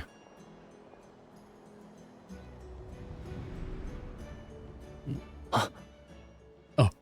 Ah, Sir Flint. Perfect timing. I just arrived myself. I really like how he looks, man. You are most considerate, Master Itloa. But in fact, I know you have been sitting here for quite some time. If you saw me, why didn't you say something? I was curious to see how long you could sit still for. Also, shouldn't you have managed to sense me approaching? He's such a dog. That would be a first. You always seem to appear out of thin air without making a peep. Also, how many times do I have to tell you not to address me as master? I don't qualify. I beg to differ. Why should a young man so well versed in social graces as yourself not be worthy of that title? He's so sweet, man. Please, Lord Flint's... Sir Flint's. I'm begging you, don't flatter me into complacency like you do with everyone else. You understand me better than most. My newest acquaintances tell me I love complimenting others. What do you think? Yeah, you definitely do. Just an absolute sweetheart. I think they don't understand why you do it. You just love puffing people up till they're a big, happy ball of hot air that floats away into the sky.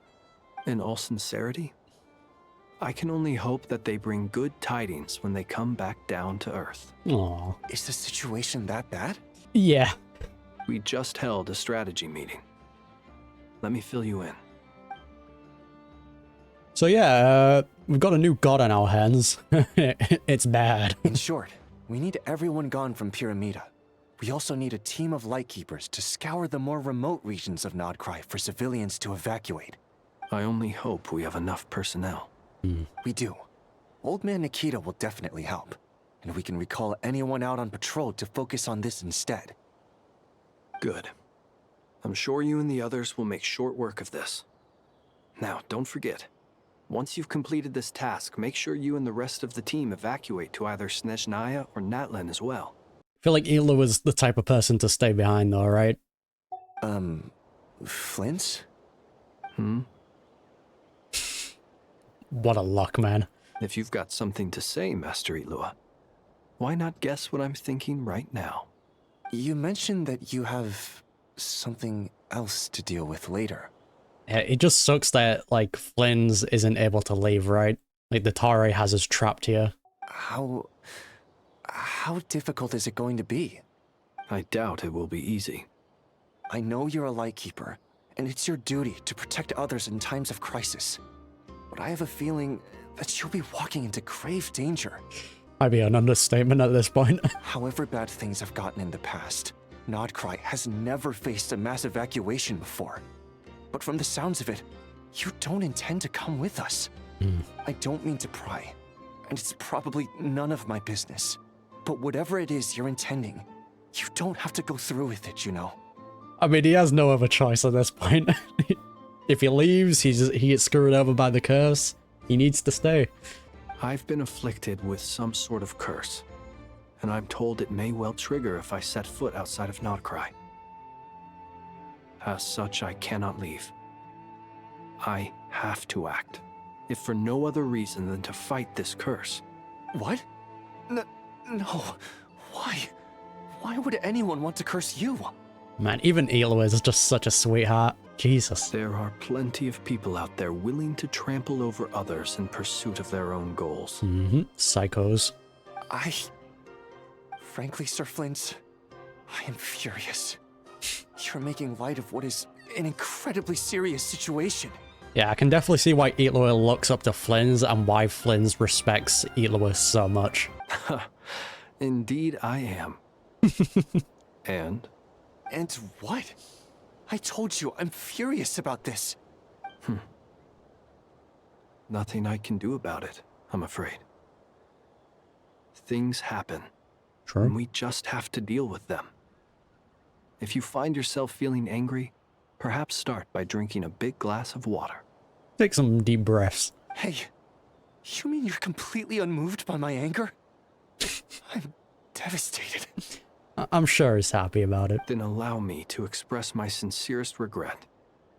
Come by the lighthouse sometime.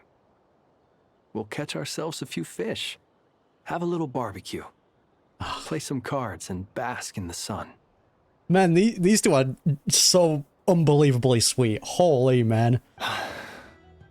Maybe I need to spell this out. Lean in a little, Flint. Oh my. This doesn't bode well. Word is that you were caught up in a real horror show recently. People were amazed that you returned safe and sound. They've been debating whether you're even human. Wonder if Flins is going to reveal that he is a fae. I've returned safe and sound from plenty of crises. When you say people, do you mean other people? Or do you just mean you? Fine. I'll be frank. You're not human, are you? Damn. I respect it, Eatlua. Heavens. Now that's a horrifying thought. He's so unserious, man. You know what? Forget it. We'll revisit this once it's all over. A sound plan. Albeit a little ominous sounding.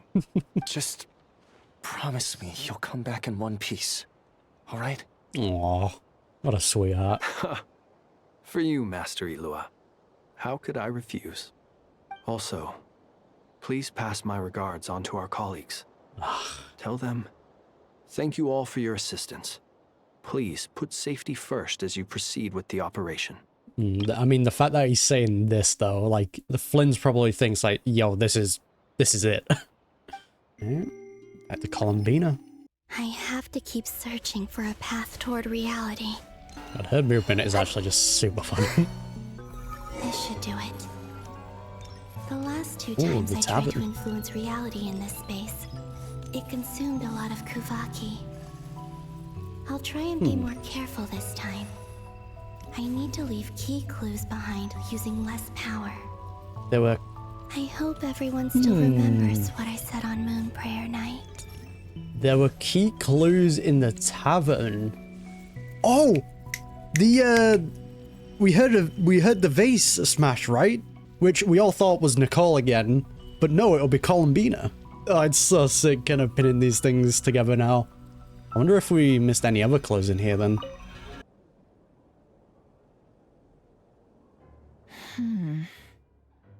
Hello, Nefa?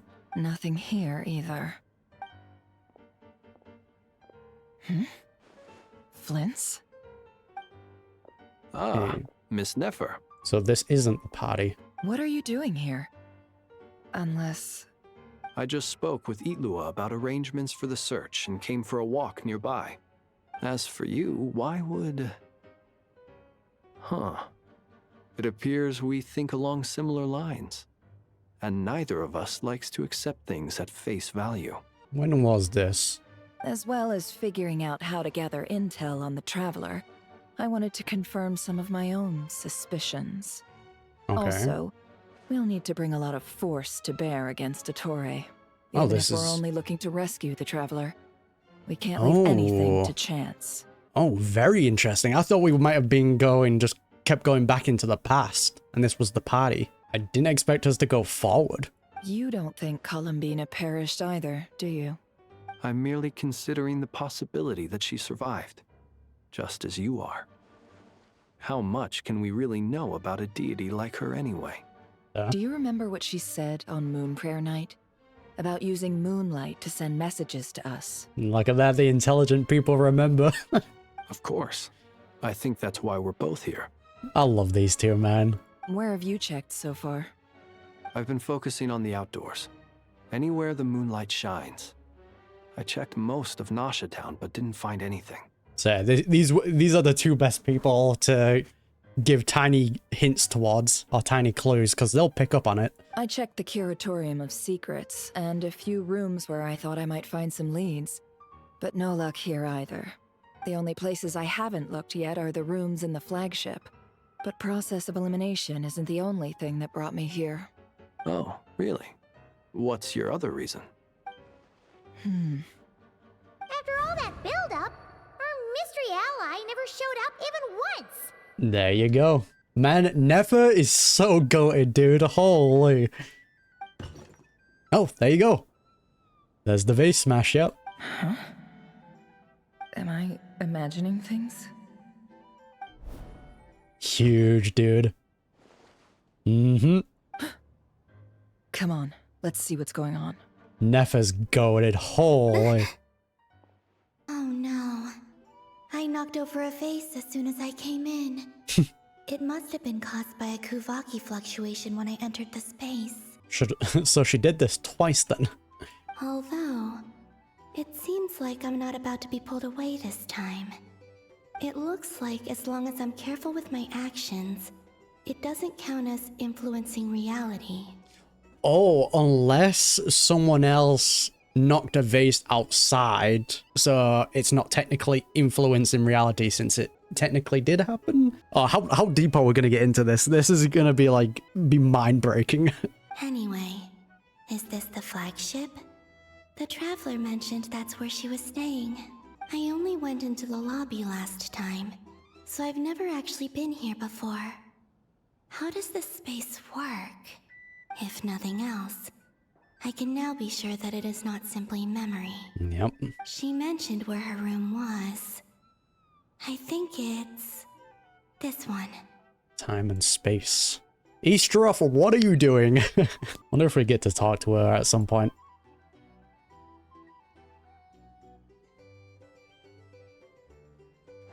Oh no, they are coming through here. Okay. The door is closed. But if this is anything like when I disappeared, then maybe... Yeah, I thought the sound came from outside of the flagship. I think I just got the doors mixed up. Hello, you two. Just missing them. Of course. I'm in. She and Paimon aren't here at the moment. She's leaving the clues though, which those two would definitely pick up on it. They're smart. I hope she's okay. I wonder what happened to her after that battle with dottore. Best not to dwell on that for now. I need to try and leave them some clues. What to influence here? Please, Traveler. I really hope you find this.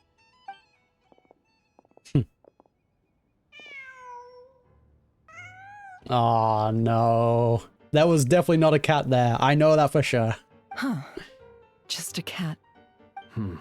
Nothing else here strikes me as noteworthy. No. Didn't you stay here for a couple of nights once? Before Rerir showed himself, yes. It's also where the Traveler and I first met. Did you notice anything unusual during your stay?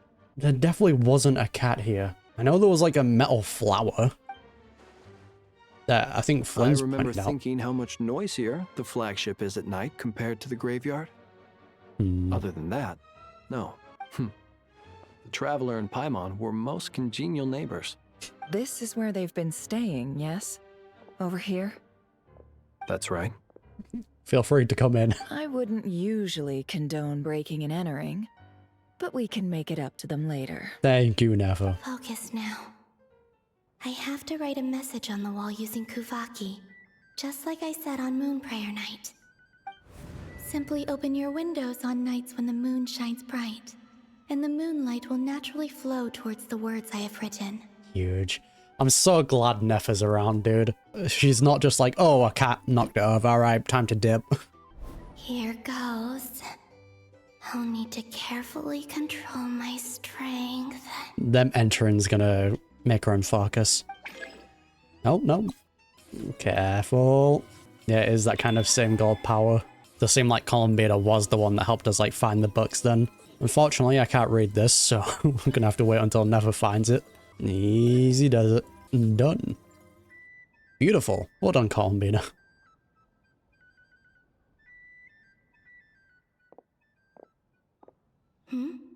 There's a noise outside the door. Is she back? Please, You have to see these words. Please, Nefer and Flins.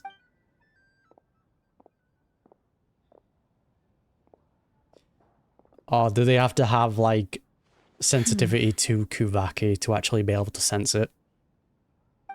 Well, do you sense anything? Unfortunately, no. Ah. And this place was our last chance. Not necessarily. We've only looked in Nasha Town so far. Miss Columbina said she would leave messages at her friends' dwellings. It's still worth checking where Miss Lauma lives and where I live. Let's try and make some time to look into those then. Columbina must have been the one that moved the books then, right? Wait. Oh, Nefer being goaded like always? What are you waiting for? Huh? Paimon might have overeaten slightly. Oh, what's going on? What's that look for? This is a victory feast. It's normal to eat a little more than usual. Wait, this is the victory feast. Wait, what's going on?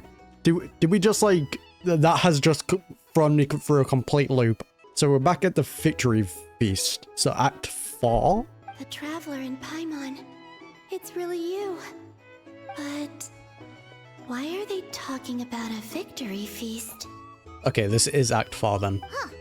You worried Paimon sick while you were out there fighting Rarrior. Yep, okay. So this is your chance to make it up to her, alright? That was a very interesting transition though, that just happened, because it seems like Nefer noticed some weird thing happening there. Wait, so this is the night after the battle against Rarrior. How did I end up here? That's quite a long time ago now. Which is fascinating. Wait. Time. There you go. That's it. Every time I've entered reality within this space, it's been at an earlier point in time. Except what we just saw, that was actually further, but then she went back. Weird, but yeah, sure, we roll. Every one of those points has been before I fell into the moon's reflection.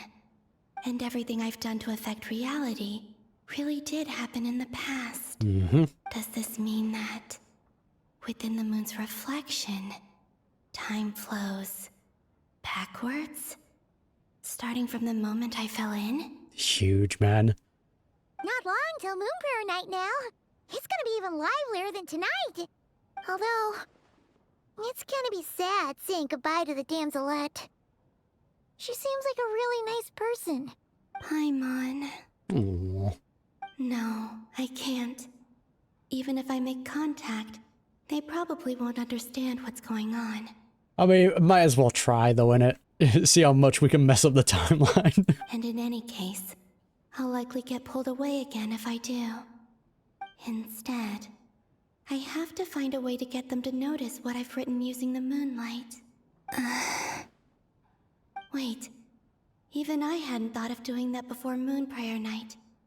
They'd never conceive of that possibility. That's the difficult situation, isn't it? Is there truly no other way? Just knock over the vase again. Don't lose heart. We'll find a way somehow. Aww. Huh? Still giving hope. Oh, you say that, but the Frost Moon is beyond the fall sky. I like how these memories are still keeping her, like, mentally stable, though. Giving her the mental strength. If we wanted to go visit her, how would we make it through to the other side? We've got a spaceship. Oh, we just need to find it. We'll be fine. We might not have all the answers now, but I'm sure we'll find a way one day. Huh. Guess someone's gotta be the optimist. The present. The future. That's right. There are still things I can do. What's your plan? Flins, when you were staying next door, did you ever open the window? Brother, Nefer is so unbelievably goated that I can't even begin to, like, fathom. No. The rooms here are dark and damp. And there's such a buildup of dust on the windows that the moonlight can't even get in. I didn't think it was worth the trouble. The moonlight. There you go. I think I see where you're going. I'll show the message. One moment. I'll see if the owner is available. Don't bother. We'll do it ourselves. Time is of the essence. Base. Yeah, just smashing it. Huge. Yo, Nefer just keeps on becoming better and better, man.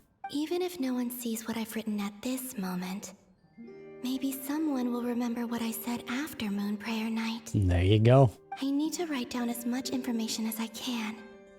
And maybe one day... someone will find it. That's so huge, man. Huh? What's up with you? You can't even hold your cup steady. Are you getting tired? Funny how that all the smashing connects to keep everything stable. A little. Very, very weird. Well, you should probably hit the hay then. You've had a really tough couple of days for you. It's a fascinating man. You truly have. Aww. You helped defeat Rerir, helped me reclaim my name, and you helped the others organize Moon Prayer Night. Yeah, but Columbina, also, you're goated. You also did so much. Wherever you are right now, I'm sure you're still fighting against the injustices of fate. Yeah, fighting against the psycho. This is all I can leave for them. Don't worry, the two Chads, they've got this. How I wish I could stay here. But it's time for me to go. Yep, that's what we heard in her teaser. I hope to see you again in the next time. And if the opportunity presents itself. I will surely return to your side. There you go, that's the message. Brother, Nefer, huge man. What an MVP. Huh. Columbina. She's alive. So sick, dude. Not only that, but she's left us an entire wall's worth of clues. Oh, okay, so she's kept adding more information on it. That's actually so sick. Leaving a message through time. Oh, I love that. She even wrote down what would happen on Moon Prayer Night. It's just a shame we found it too late. I am here. Time in this place flows backwards. It's so sick. I love that. I love that so much. I am constantly moving forward. It sounds like she's found a way to influence the past using Kuvaki. But her future is our past. So, these words have been here ever since we defeated the Ray Hero Solnari. We just never discovered them. Yep, and she's been helping us all this time in the background. Oh, mysterious helper. So yeah, maybe she is the one that also protected the Frost Moons then. Don't know how she would have gained enough power to do that, but who knows at this point, man. One absolute goat. Which came first, the chicken or the egg? Do you ever mull over questions like that? Only when I'm in a good mood and at leisure. Well, I never do. Everything that has happened already belongs to the realm of fact. As a business person, and especially an intel broker, what I do is extrapolate from those facts to try and read the future. An admirable philosophy. It's a means of survival. Valid. Let's go. We have a wall's worth of clues to share with the others. That is so huge, man. Nefer and Flynn's goated for discovering that, and Columbina for actually doing it. Find a way to make a breakthrough. These two geniuses. See what they cook up. Guess it's not going well. It appears that the doctor's energy signature has changed to something similar to Kuvaki. But not like the Kuvaki we're used to. Nodkrai's Kuvaki devices will only have a limited effect on it. I can see why you've chosen to place your hopes in alchemy instead. What a combination though, man. Also, I must say these books are rather profound. This will be like Elaine's research, right? My subordinates just shipped them in from Fontaine. Some of them are from the Narcissenkreuz Ordo. Some are incident reports from Petrichor, and then there's a few test reports for these junk machines. Smug. Additionally, after some further scanning, I've discovered something extremely annoying. What's that? Teyvat's skies contain multiple moons.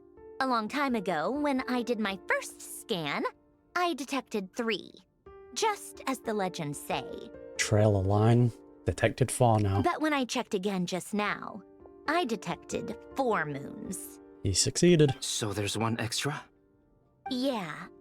Originally, I thought that if I could still find 3 moons, that would at least mean Columbina's still alive. Oh.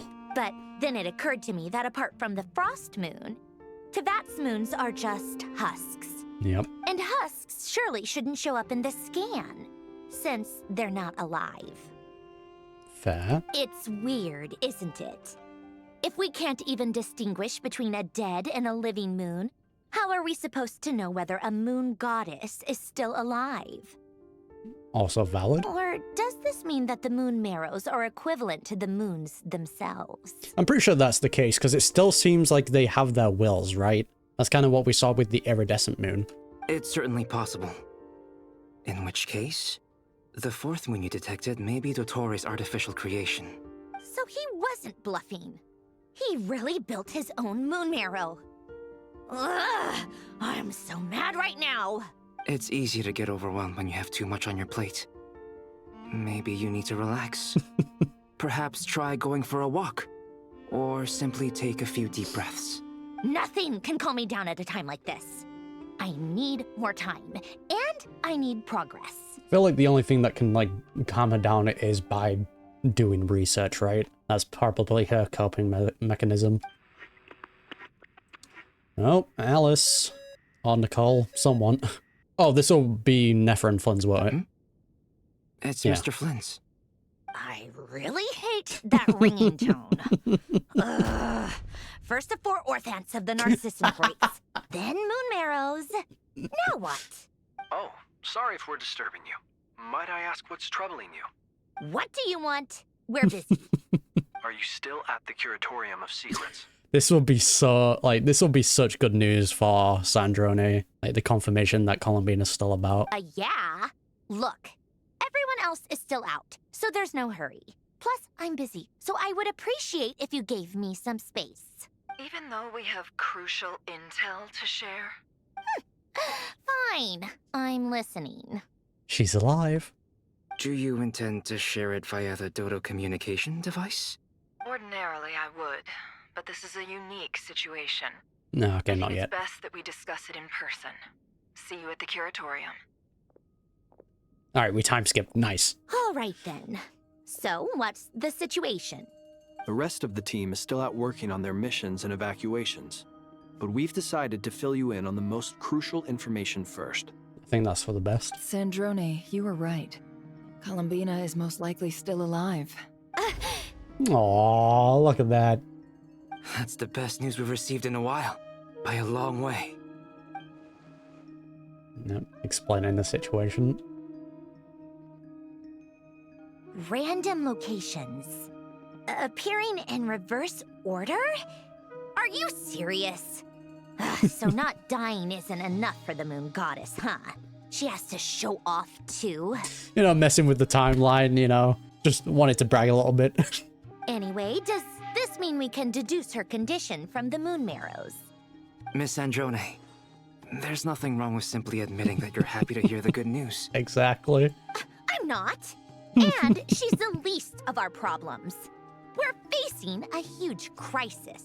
We saw your happy face for like a split second. Your light showed. If she can't control the flow of time in there, she's just gonna keep moving backwards. Different points in time won't intersect, and she'll never find a way out. Unless big up Easteroff comes in clutch, like she has in the past. Let's say life begins with a drop of water. When did time begin?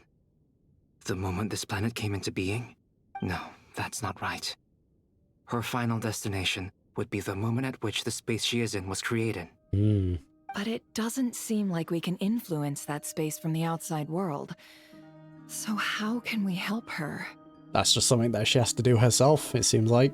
If that space is like basically the hallway of time, I guess, then she's most likely going to be meeting Easteroff. which will be absolutely insane if she does. Oh, there's just so many things to think about. Also, if she's alive, Rerir and Thelindis might be too.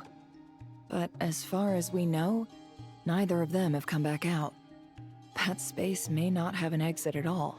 I mean, those two still have their roles to play. Because again, we still need to find out what kind of plan Thelindis had, right? Because she said like she figured it out. So we have to see what that comes to. I'm afraid I must concur with Miss Nefer in this. Can't exactly argue with that. Let's leave it there for now. I've taken notes on everything you said. Will it help with your research? I doubt it's gonna help with breaking Dottore's energy fields. But who knows when it might come in handy. Better to have it all written down than try to remember everything when I need it. Fair. I mean, it just helps your mental state as well, knowing that she is still around. All right, I need to get back to my research. Mr. Albedo has made a lot of suggestions that will require my undivided attention. Huge. Sure, I'll stay here. I have things to work on.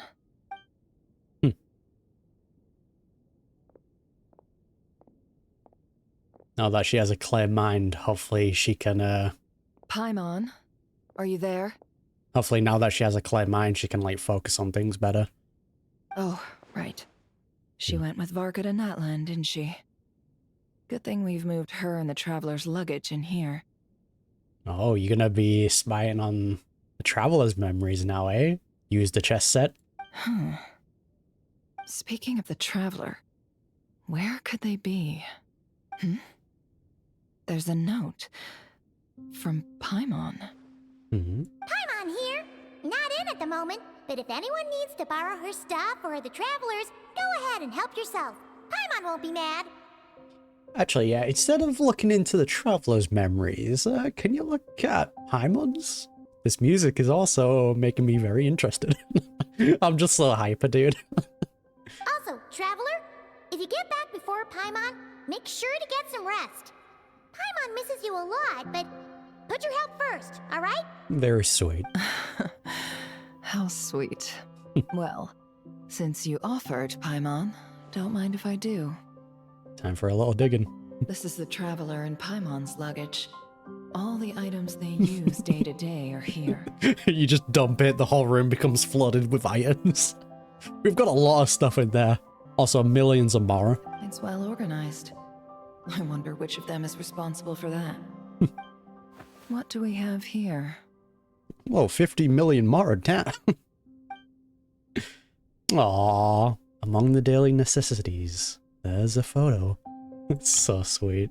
Because we know that Paimon takes photos of the Traveler, right? Guessing this is one of them. The camera captured a special moment that can only occur between people who are close to one another. You can really sense how the photographer feels about their subject. I wonder why this picture was placed outside. Is it because Paimon recently looked at it? Unless Columbina influenced it. There's also a thick adventure handbook in here. A record of the Traveler's achievements and memories in Tibet. This must belong to the Traveler. Perfect. I'll use this. Hang in there. We'll find you. Nefer once again being goaded. I wonder what she's going to be seeing though. Diving into our memories. Yo! Polonia.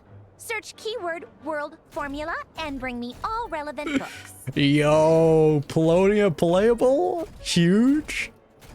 Good sign. Anything for you, Sandrone.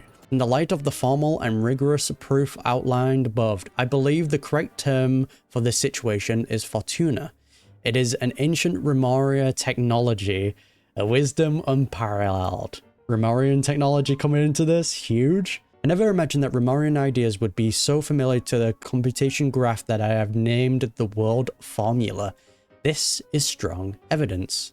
Beneath the most hidden of all hidden, the numbers of cycles. So yeah, this is the page that you can find on the ground near the tower in Fontaine, right? In other words, the end of this current samsara is the end of infinite light.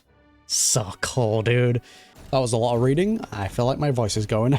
There you go, Sandrone. Hope you're happy. Let's see. This one is on Tonki's sermon dictation concerning the apocalypse. Yep. The samsaras, the loops. I believe that the correct term for this is Fortuna. This was an ancient Romorian technology, a wisdom unparalleled. I never imagined that Romorian ideas would be so similar to the diagram I have named, the world formula. This is strong evidence that human civilization should gradually shed possibilities as it continues to explore and evolve. The end of humankind may well be upon us right now. The sparks of civilization shall run out, unless we consider introducing variables from outside the system. Stuff like descenders and stuff like that. Variables? Surely that can only mean one thing. Descenders? Dottore likely captured the traveler because of her descender status. But the Three Moons' authority comes from the world itself. Why would Dottore need anything beyond that? Because he wants to evolve beyond that, right? He wants to keep learning more. He wants to go beyond Tevat. Where does this variable factor in? The world formula calculates the fate of an entire world. Introducing a variable would therefore give us...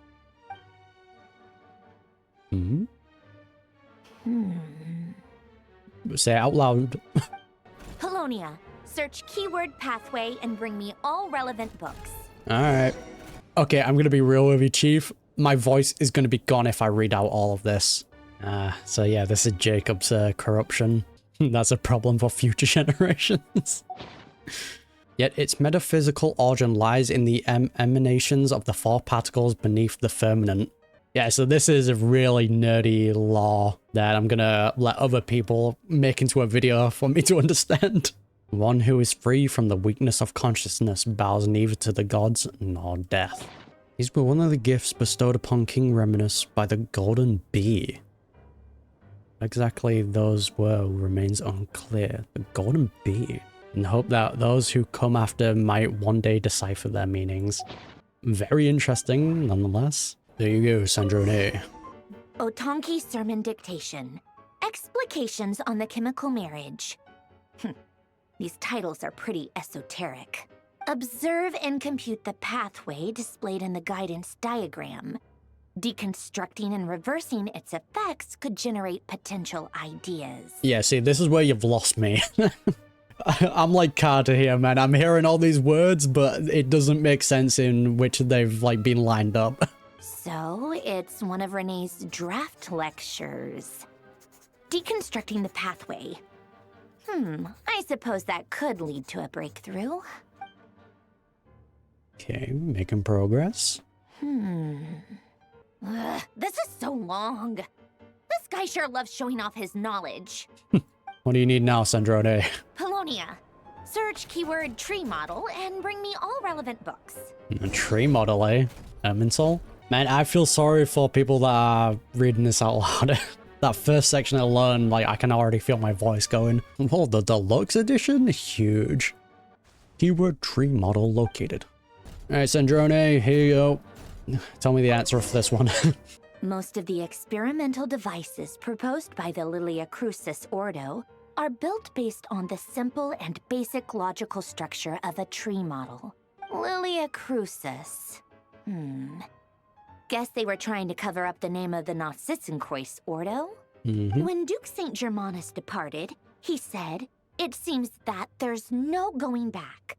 Alas, he is only a genius when it comes to machines. So basically this will be disguising information through a story. That's kind of what Nicole mentioned in Act 5, right? So yeah, it just goes back to that whole thing of disguising information through stories. In all other things, he is but ordinary. Excuse me?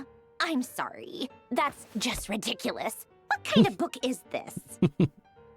Okay, Sandrone. Great Detective Herlock, the Alchemist and the Clockwork Saint? Isn't this a novel?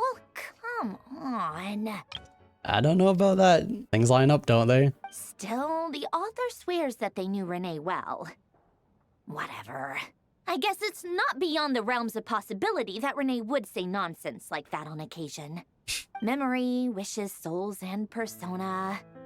Frankly, this sounds more like occultism, but if Albedo vouches for it, I suppose there must be some alchemical basis to these techniques. I mean, we already know how powerful, like, memories are in Teyvat, right? The way Alain Guillotin saw it, the world was comprised of machines. The universe needed machines, and thus his technologies were created.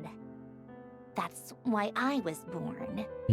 René, his full name was René de Petrichor, if I recall correctly. Sounds like he and the town must be intricately connected. That place was also the source of most of our information regarding Remurian civilization. Seems like some of his projects were based on their technology. I just realized as well, sorry if I'm not, like, talking. I'm, like, locked in. This is, like, law talk, so I need to be, like, full focus now. The cutting of souls and storing them in vessels. These seemingly unrelated techniques underpinned René's research. Assuming that the 4 orthants correspond to alchemical categories. That's kind of what we saw in Remeria, right? The statues and that. The chemical marriage model? Alain would have scoffed at that. He never would have let those theories or parameters anywhere near his mathematical formulas. Yeah, I understand this, definitely. Oh, this is the thing we saw in the book, right? Are we gonna understand its meaning? What was Alain's view on René? I know he mentioned the name, albeit very rarely. Oh, now I remember. Alain's old notes are here too. They mentioned René once. I hated him. René seemed most out of sorts when he spoke to me. A lack of sweet foods has dulled his mind, I should think. Either way, his words are not to be believed. You knew something was up. Yep, that sounds like Alain. My subordinates actually did a half-decent job digging out all these materials. Makes a change. Good for them. Huge. Some of Alain's old files are completely consistent with these records. He must have gotten them from the Tower of Gestalt. I never knew he got his hands on René's records that early. He may have kept them, but he never even attempted to use them. Didn't believe a word they said. Which even René kind of found out, right? He's like, yo, Alain don't trust me, man. Come to think of it, René's world formula was filled with calculations of constants. That shows he believed that the fate of the world to be predetermined. As for Alain... it's been too long. I forget what he said. What would he have said? A guy like him, fervent believer in machines, but not headstrong enough. The world can be changed. It is worth persevering. Yes, that's how he used to think, at least. I mean, I definitely agree with that. Like, Elaine's thoughts are, like, more so, like, Descender kind of based with, like, oh, things can be changed. It's worth kind of pushing through and changing it. Whilst, like, René was more so, like he found out, yeah, everyone's fate is predetermined. You know, we're kind of cooked. Once you're named, your fate's tied to it. He created that procedure to save this world. Yet, the scale of the world's fate proved too enormous. The result was beyond his ability to calculate. He died having never seen the outcome. And there I was, left behind in the ashes of his dreams. Aww. Did you really never take a close look at René's research? Or did you read it, but deem his philosophy incompatible with your model? Never truly know. The very thought of trying to incorporate his ideas probably made you feel sick to the stomach. Too arrogant. Well, don't worry, because there's a whole new category of lunatic in town. Next to dottore, every other madman looks sane. True. You once asked me what I wished for. Should have asked him instead. He's the one pining for things you'd sooner die than witness. Damn.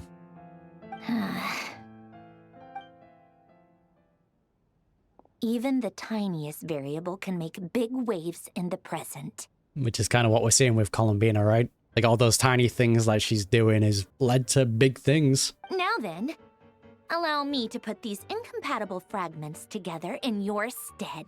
Thank you, because it's 7 in the morning and my brain is completely fried after all that reading. First, establish and verify the existence of the Great Circle. The Great Circle. Okay. Absolute nihil on one end, absolute reality on the other. Now, search between these two extremes. Yep, I'm gonna say it now. I am completely lost. Then, the construction criteria. Variables. The sparks of civilization shall run out unless we consider introducing variables from outside the system. So the Descenders. Input variables. Traverse the world, space-time, and civilization. Then extract the essential nodes from the records to determine which variables they point to. The primordial power that differentiated itself from the void. The power of light. Yes, light. The light realm, which we know the Traveler uses. Records. Hyperborea. This is horrendously complicated. Yeah. After all that, I'm still missing a few variables. I need to think this through again. Yep. This is like the first time in a while that I have been completely lost. Like, I'm detecting keywords, but I'm like, brother, this makes no sense in a sentence. How do you think it looks, Polonia? Like the frenzied scrawlings of a madwoman? Looks good. Fine, keep it to yourself. It's not like you can talk anyway. I'll assume you gave it a passing grade. I jest. But true madness does often start with trying to save the world. What would Arlecchino and Columbina think if they saw this incomprehensible hen scratch? They'd probably have me institutionalized.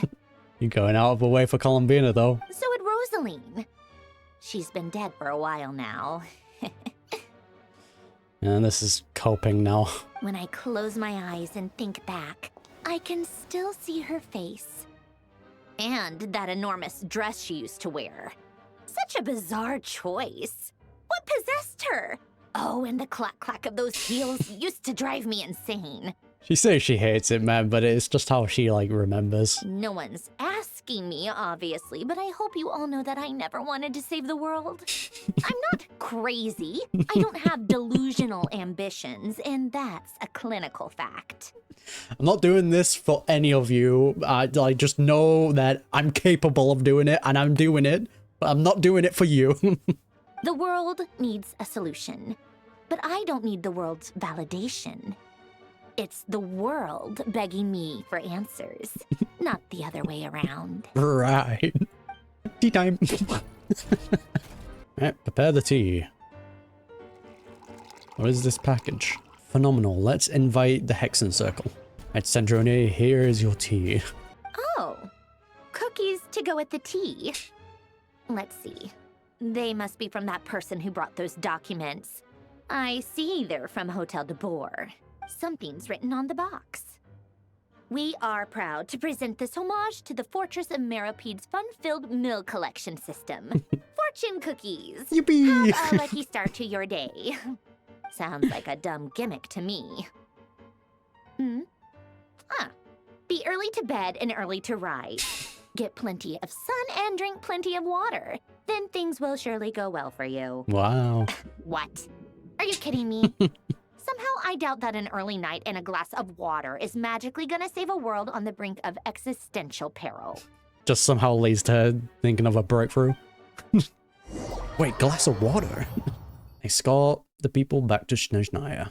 Lady Arlecchino, word has reached us that Lady Marionette's troops are all in position.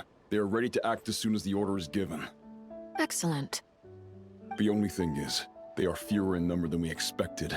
It looks like many of them must have lost their lives at the hand of the monsters released by the Doctor. Yeah.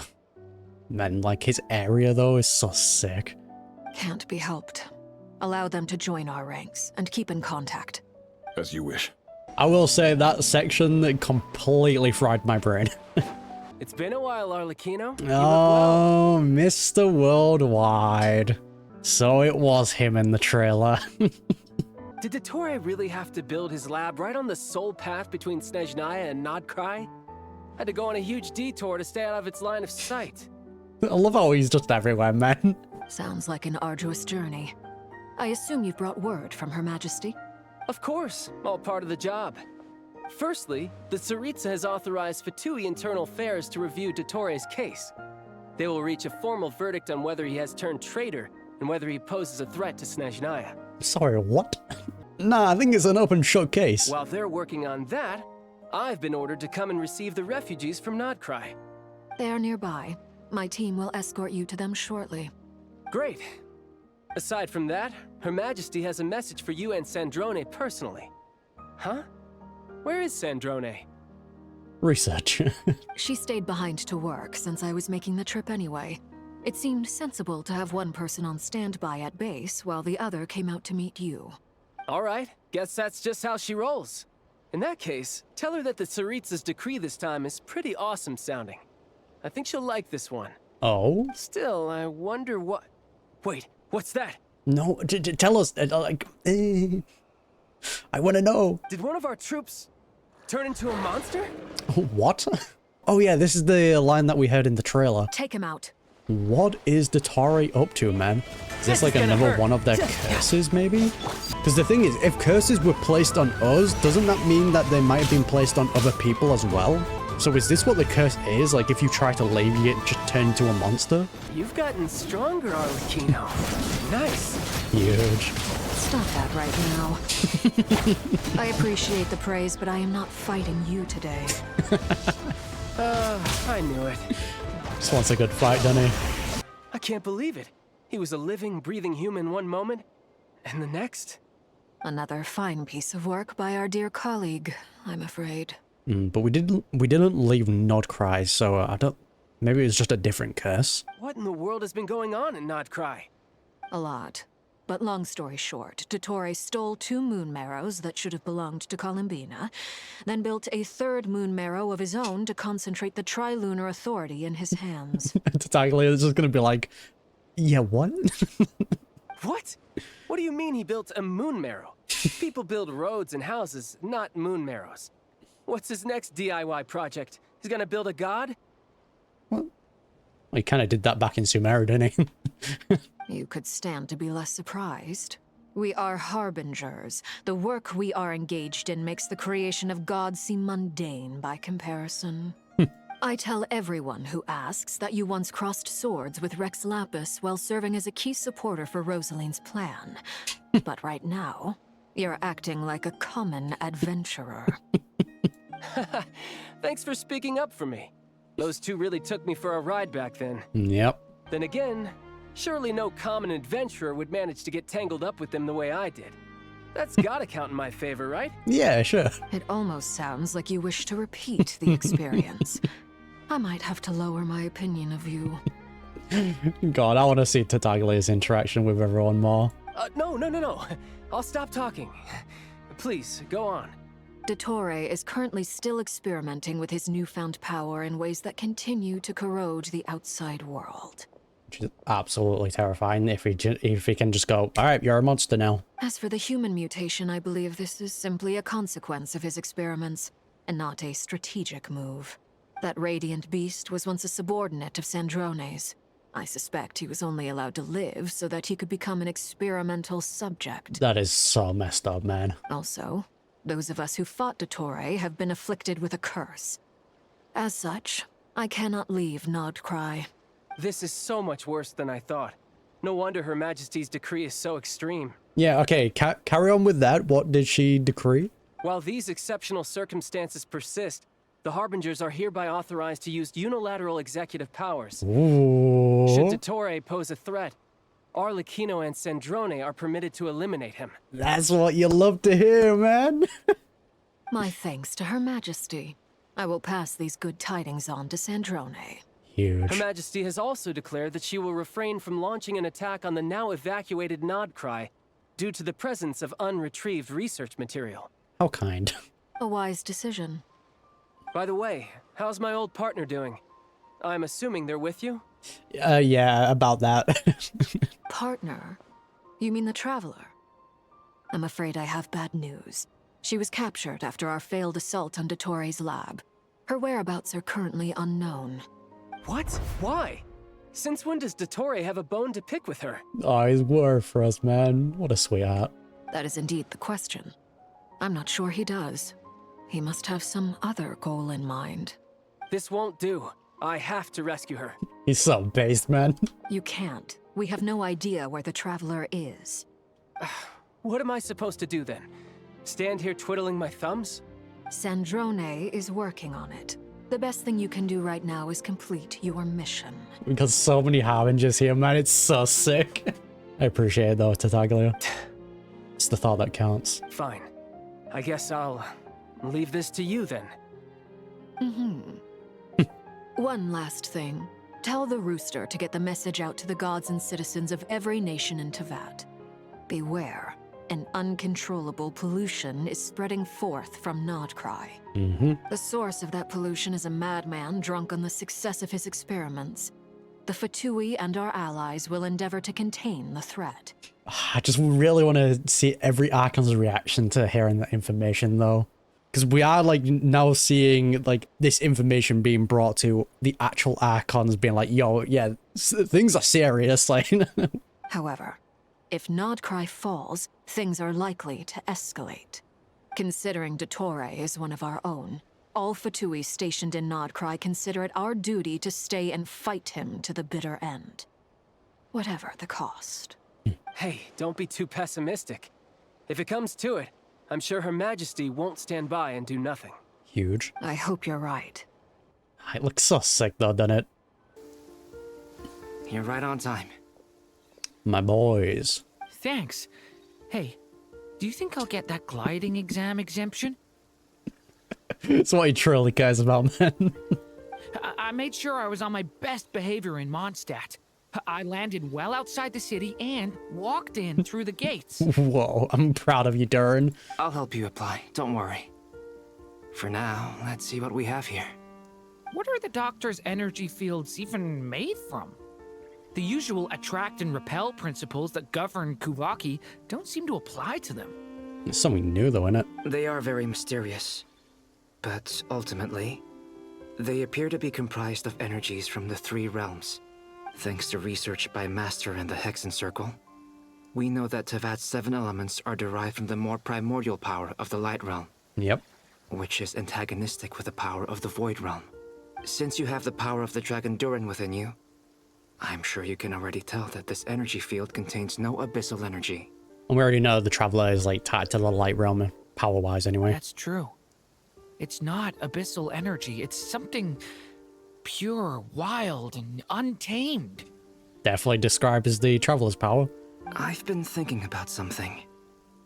Do you still remember the device that Dory supplied from the Academia when you and Miss Columbina fought Rarier? Thing that Cave and Nahida and all that worked on? That was one of the most marvelous feats of ingenuity I've ever seen. The design, the craftsmanship, the material selection. Damn. I couldn't fault any of it. Huge. Not to mention the operating principles. Surely the most ingenious feature of all. Dory didn't go into detail on how it functions, but I have a working theory. Damn, Cave was cooking, man. The clue was that Miss Columbina was somehow able to use the pyro energy that you provided, despite the fact that, as a moon goddess, she should only be able to use light realm energy in principle. Now, all elemental energy is, of course, derived from light realm energy to begin with. Hence, I suspect that the device works by restoring elemental energy to its original state. Oh, interesting. Okay. That's sick. This presumes a theoretical model of the 7 elements akin to that of light refracted through a prism. Perhaps it is no mere analogy. Maybe there is indeed a prism in this model. That is so sick, man. Basically reflecting the 7 elements, yeah. I almost wonder if the idea for the device was conceived based on direct observations of said prism. It would explain how such an ironclad design concept was achieved. Bro, we've just got so many people just nerding out.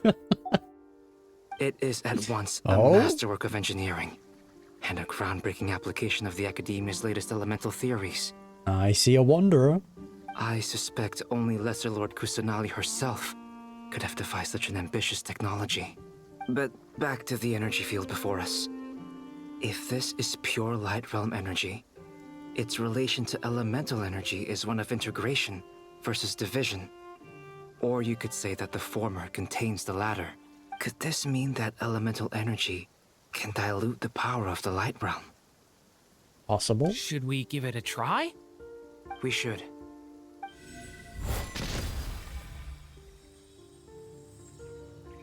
Ha! It works! Got a small crack. Huge. Clear signs of disruption were detected at the periphery of the energy field. Don't go inside though. This indicates that elemental energy can disturb or even negate the field. Now you try. All right, here goes. It's working! Okay, so Abyssal. Oh, I guess he's using Pyro here, isn't he?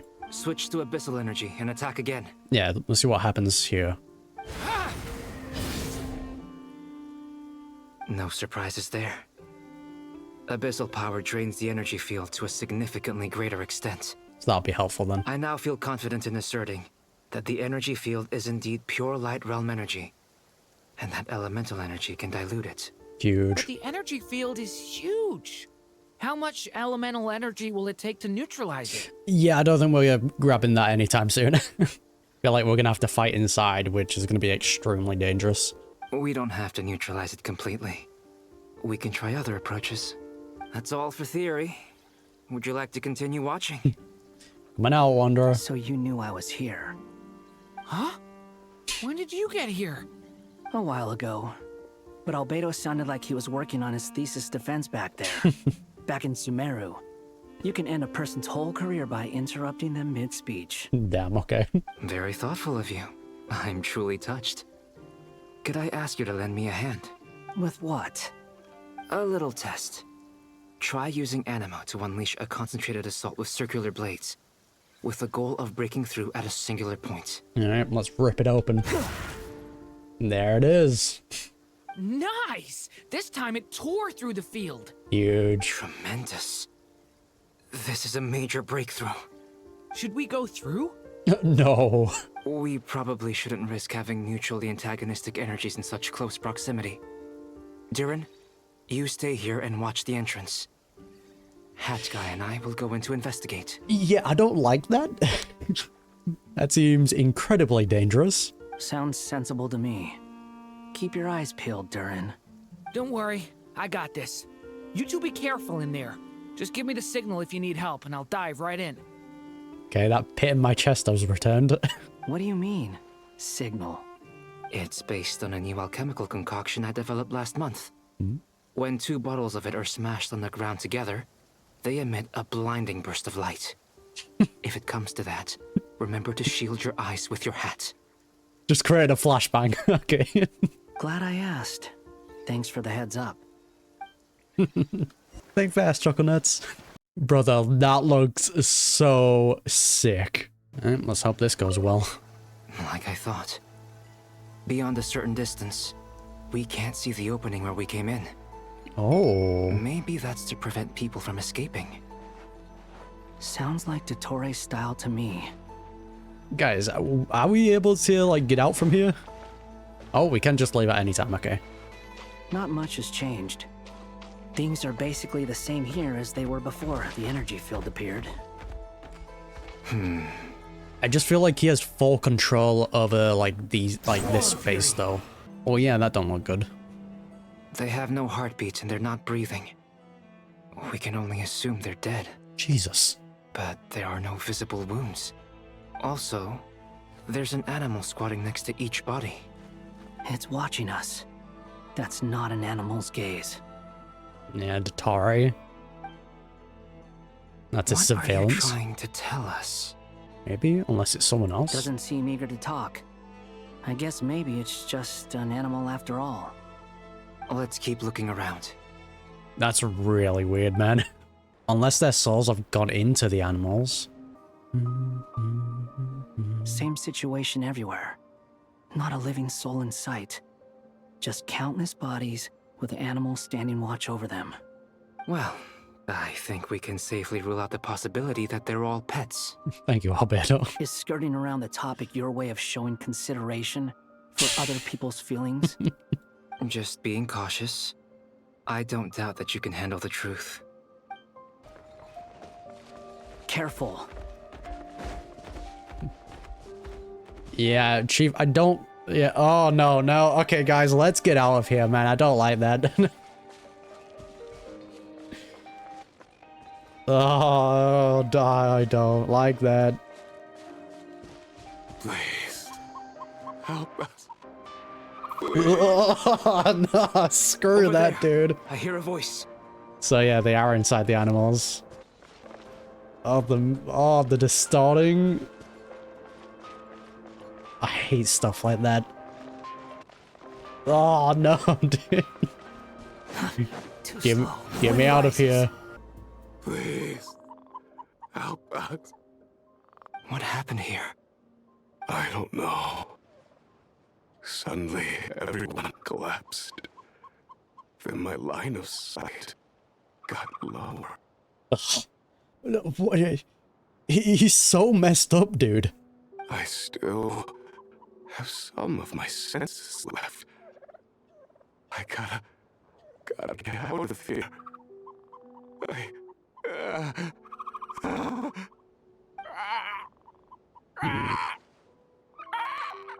Jesus, man. It looks like there's a huge experiment going on inside this energy field.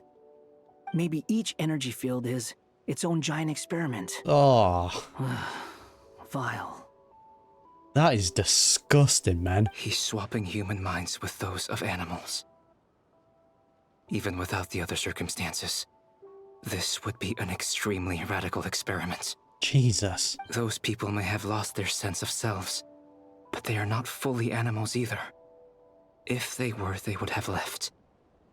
But instead, their instincts are driving them to remain by their dead bodies. Okay, right.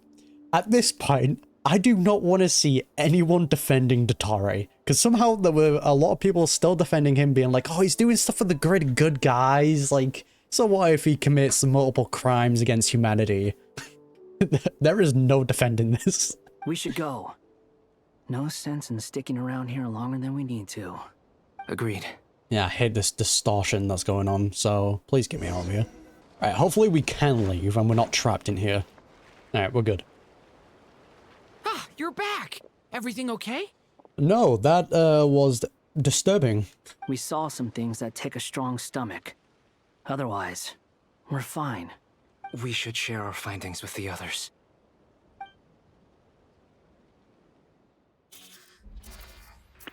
Man, the fact that each one could be their own experiment is vile. Yes? Who is it?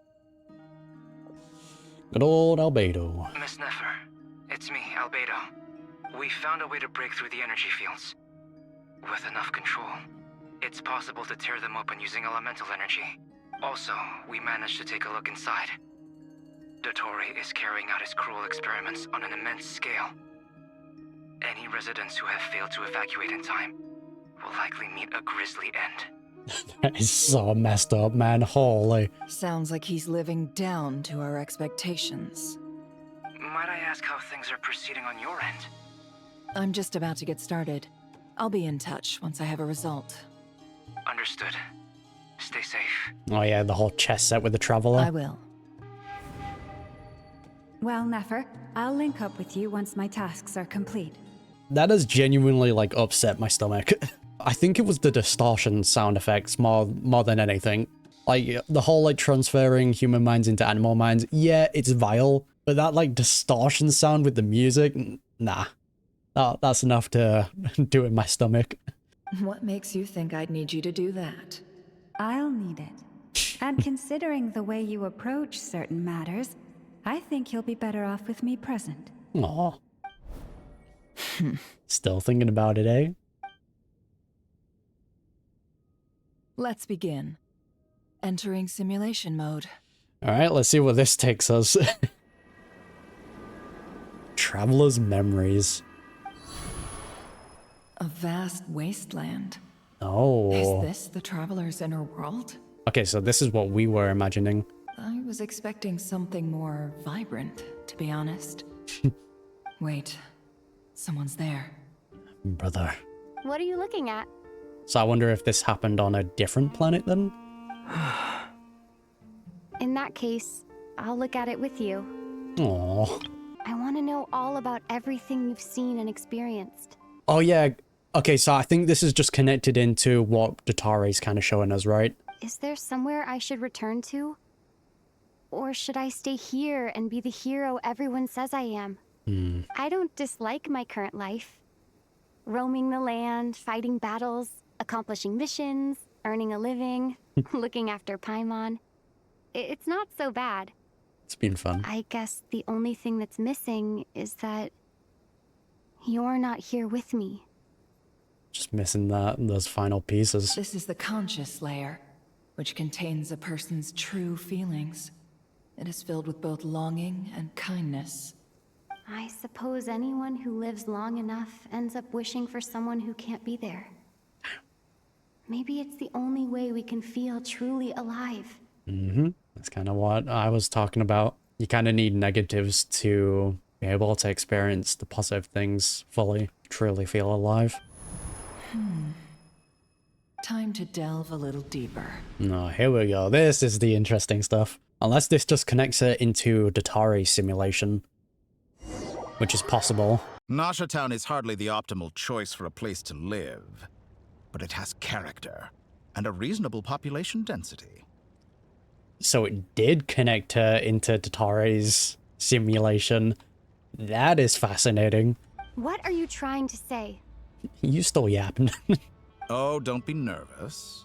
I was just thinking where might make a good starting point for your journey. Perhaps I should send you further afield. Conria, perhaps. I wouldn't mind exploring Conria. Conria ceased to exist long ago. Well, now it does exist. Once again, you fail to understand the possibilities that the Tri-Lune creates.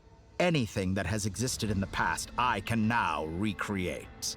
I mean, technically Conria has been recreated, though. Our siblings already done that, so...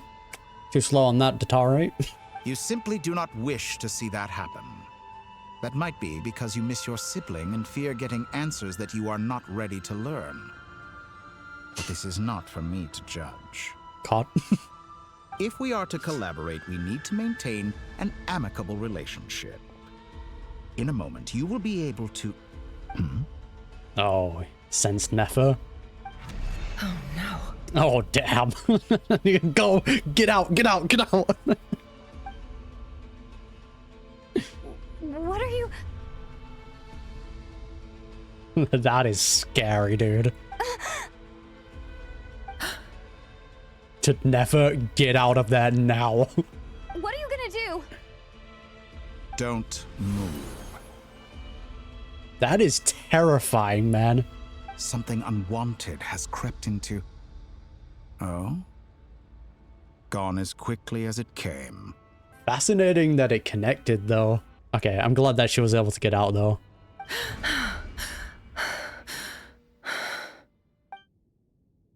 Did you save me? Nicole? If I hadn't cut the connection, Dottore might have caught you from the other side and destroyed you. I was about to say, we saw that golden light, so... This was a good idea, but once is plenty. You were exceptionally brave. Excellent work. Yeah, let's not do that again. Thanks, but now's not the time for that. Albedo speaking. I think I know where she is. Huge. What is this endless darkness? Dottore, get me out. I can't see anything, even though my eyes are wide open. But why? Yeah, you just yoinked our eyesight. What happened? Alright, and we're back. Ah, sorry about that. Well, we got all the information we needed. So we're in one of the bubbles then. The biggest one being around the burrow. I take it you didn't notice. Just now, a friend of yours took a little peek into your mind. Could it be Nefer? How did she do it? Did she use something as a medium to connect to me? Oh, she has the chest set and you left behind your things. Yeah. Do you think she's aware of your current circumstances? Oh dear. Have I stunned you into silence? I only wanted to slow down your time a little so I could stop your intruder in her tracks. It would have been nice to capture the spy. Yep, still can't do everything though, can you? I must say, I'm finding the ability to adjust the flow of time rather intriguing. The moment you closed your eyes, time seemed to grow impossibly viscous, didn't it? Is that what was happening? A whole month passed before you opened your eyes again. Oh, damn. But only for you. No one else was affected. I dare say this is something only a god can achieve. Hey, that was like a whole month of, you know, going over the information inside of our head. Trying to look at the positives. Point taken. You've proven once again that you have god-tier powers. Oh, you misunderstand. This wasn't about proving a point. I was testing things out. I find I learn best by doing. And I have to admit, time is not the easiest dimension to control. Yeah, it definitely seems like something you have to practice a lot. Eastroff seems to have perfected it splendidly. I only wanted to make you sleep for a short while, but it ended up lasting a whole month. Clearly some finesse is required to wield the authority over time as I wish. You gotta be careful, man. Don't do that again. I hope you're not angry with me. It was only a month's discrepancy, nothing too serious. Had I been off by a year, a decade, or even a century, that would have been quite a different story. Alright, great. Glad things didn't go that bad. You could have frozen me for millions of years. So much for collaboration. You aren't showing much sincerity. Millions of years? To what end? I wonder if you don't understand humans all that well. Says they you? Are very pragmatic creatures who understand only that which they can perceive with their senses. If I had you sit here for a week, I imagine people might sympathize. But if I left you here for 100, 1,000, or 10,000 years, the sheer size of that number would cause it to lose all meaning to them. They would not have the capacity to comprehend your suffering, and thus they could not empathize. I somewhat get his point here, but they could still empathize. Maybe a psychopath wouldn't, but like, yeah, once you go beyond like something that someone can like normally understand, they won't be able to fully comprehend the suffering of that. You could still understand the consequences that long period might bring. People can easily tie that to losing a loved one or losing their own friends. Like, it's not hard to empathize with it. Unfortunately, while gods do exist in Teyvat, it is ordinary humans that account for most of the population. Their lifespans are so limited, their bodies so fragile. Did you ever really hope that they could begin to understand someone like you? What's your point? Do they need to fully understand me? Does it matter? Your long life and unique origins make you fundamentally different from them. How long will it be before they start to treat you like the alien you are? Before you are ostracized, outcast? Funny enough, when people are decent, they won't care about stuff like that. All the people we've met are very understanding. Alien. Even I feel bad for you sometimes. Shut up, no you don't. This world has made you into a slave. So many times you have served its will, and not once have the powers that be ever thought to grant you the one simple thing you wish for. I mean, Nita did give us like a little bit of information on our brother. Kind of telling us that he's tied to this world, he's not one of the descenders. Kind of big if you ask me. You have been treated most unfairly. I did not want to be hearing that from you. I can change that. I will grant you special privileges and give you back the status you rightly deserve as a descender. I already have that though. You're not granting me anything. It's something I still have. Hoping dottore is not getting through to her. Think, traveler, think. I've entered the past 3 times at this point, but I still have so many questions. For instance, beyond each point being further back in time than the last, what determines the specific locations at which I can make entry? Big brain. So far, the common thread linking all 3 scenarios is that the traveler has been present. But it's more than that. I know I sensed something familiar around her. What was it? This was the ship location, right? I'll keep this question in mind as I carry on. I know I sensed something familiar around her. What was it? Star Sand Shoal. Oh, was this when Rary attacked? You never change. Always trying to use powers you neither comprehend nor control. So, is this gonna show when she protected, the Frost Moon Scions? This looks like Star Sand Shoal. Was this before Rerir regained his physical form? Yeah, okay, so it was Columbina that protected them. Damn, okay. I thought it might have been Nicole for that one. You've messed with the cannon again, huh? Sorry, but this round's not gonna go your way. The cannon. That's right. I was at Silver Moon Hall and I sensed an abnormal Kuvaki fluctuation coming from Nasha Town. And right after that, came an ominous power emanating from Star Sand Shoal. My body was once torn into countless pieces and hurled into the swirling chaos of time itself. But even so, my life and will were not extinguished. That's the Cinephobe. I wonder if I could try to prevent his resurrection. Nah. But how would I do it? What can I do, here and now? Protect those you care about. Traveler, behind you! Look at that light! Here comes the cannon. No, I won't make it in time. Because rather, she protected the Frost Moons or she was helping us deflect the blast. She's using the Kuvaki shield like I taught her. Is she gonna use it to block the cannon's beam? She's strong. I'm sure she can manage. But the force released when the beam impacts the shield might lead to collateral damage. EC Island. There you go. The Frost Moon Scions will be exposed to lethal levels of Kuvaki. So she was the one that protected them. Huge, man.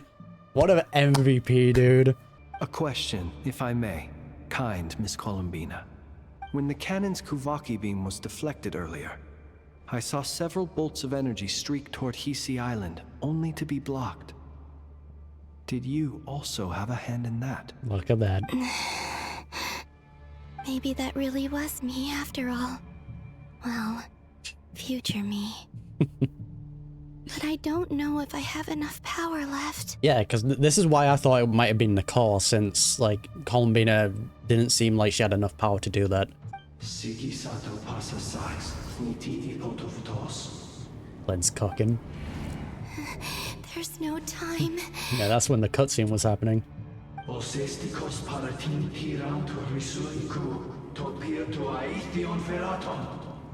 have to make it. Go, go, go. Oh, Frost Moon. Oh, great land. Oh, slumbering moonlight of Nodcry. If you can hear me, if you can sense my call, then please, heed me once more! What an absolute goat, dude. Oh. I got it!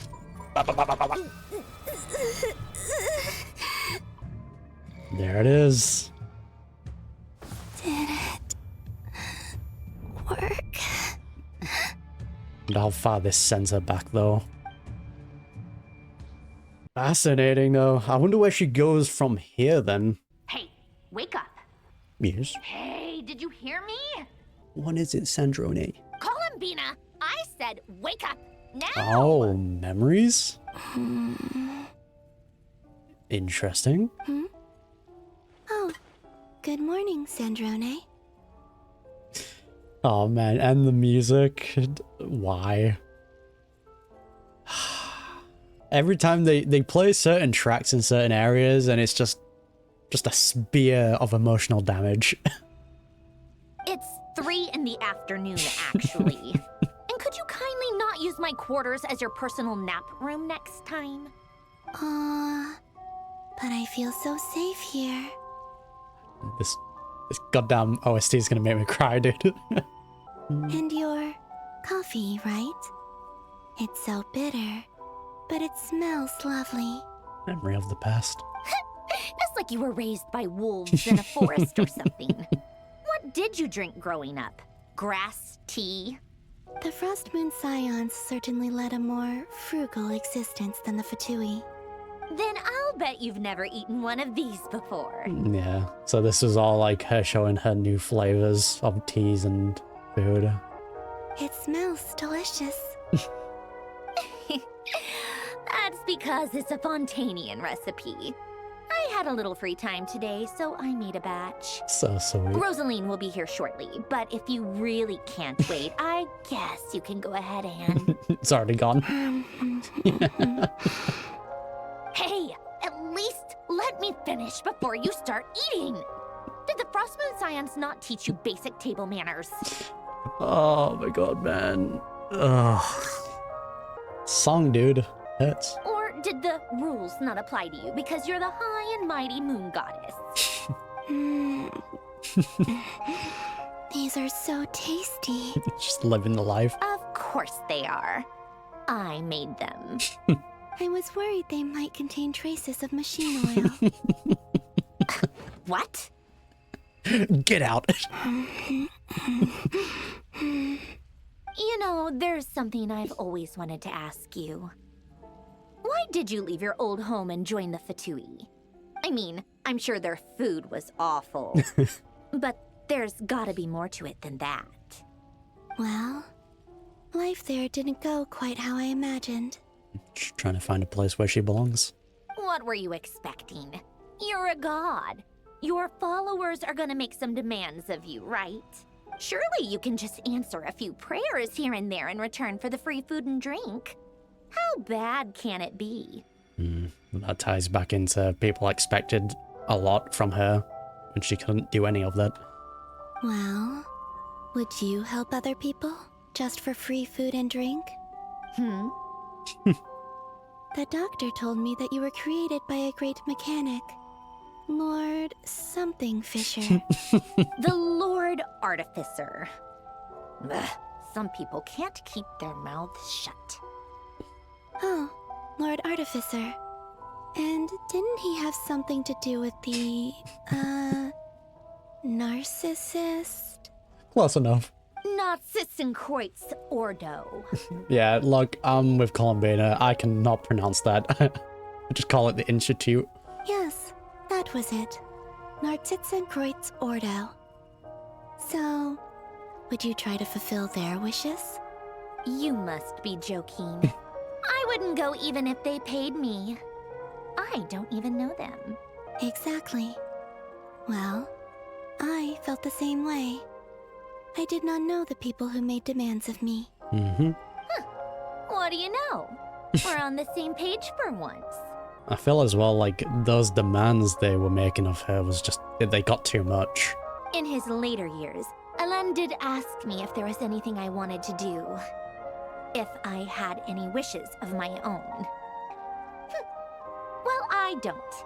And I'm not in any mood to fulfill someone else's either. Bet you do have your wishes though, don't you? Who's Alain? He was the... You know what? Never mind. Aww. You're not gonna remember. Anyway, the point I'm trying to make is, neither of us is the self-sacrificing type.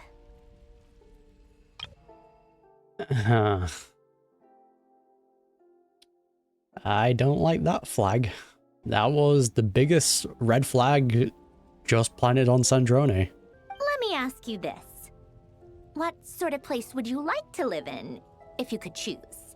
A place where people don't ask me for things I cannot give them. Where they don't worship me, or fear me, but just want to chat with me like a normal person. Man, this OST, I hate it, man. Just having this moment between these two and just having that playing in the back, and just, how dare you? I'd also like the freedom to come and go as I please. And ideally, it would be somewhere with the smell of coffee and snacks. Not to burst your bubble, but no such place exists in the world. Now, take your snacks and scram. Just wanted a home. Did I pass out? That self-sacrificing line from Sandrone, though, that is concerning. Neither of us is the self-sacrificing type. We've already seen how much she cares for Columbina. I can definitely see her willing to sacrifice herself if it means protecting Columbina. Of course. I'm back here again. I dreamed of events from my past. Sandrone, Traveler, I miss you all so much. Aww. Back there, I guess I managed to harness all the Kuvaki energy on Hisi Island. But how did I do it? Discovering the truth of her powers, maybe? Time is flowing backwards here, and I can use that familiar power to enter the world of the past. That mystery ally everyone talked about. It was me all along. The goat. I can sense that there isn't much more power remaining up ahead. What lies at the end of all of this? Will time keep flowing into the past? At some point, she's going to be Easter off. It's got to happen, right? And will I ever find my way back? I mean, we know she meets the iridescent moon at some point. It's getting harder and harder to use my power. I'm no match for the Abyss in this state. Ooh. I need to avoid the contaminated fragments. Easy enough. Time to go. Oh. I wonder where I'll find myself this time. This is Flynn's hideout, right? Is this going to show the bookshelves then? The Final Night Cemetery. This is where Flint's is based. Mm-hmm. Or not! How are we supposed to read through this many files? So Columbina did remember the books and helped us. Difficult, yes. But it is also our most efficient option. It's so sick. Seems like they're searching for information. Oh, I remember. Flint and Varga talked about some files on the Wild Hunt. Was this my doing too? Yeah. To expose the true intentions of this Rarir, we need to dive into Nodkrai's history. It's so cool how they're just tying all that into it. Are my actions changing the past? Or are they simply completing a process? Is all of this inevitable? Or am I the one making these decisions? That's the fascinating part. Was this all predetermined or due to outside help and Columbina? If I choose not to help them now, will it change how things turn out? Hope we don't land on our heads then. They're my friends. I can't not help them. Thank you, Columbina.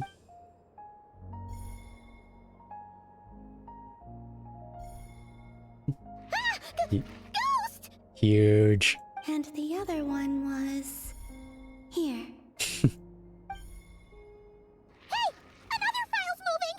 Beyond this point, I don't think there was any interference that we saw, right? So she'll probably travel back very far into the past. Thank you, Columbina. That should do it. Luanatar?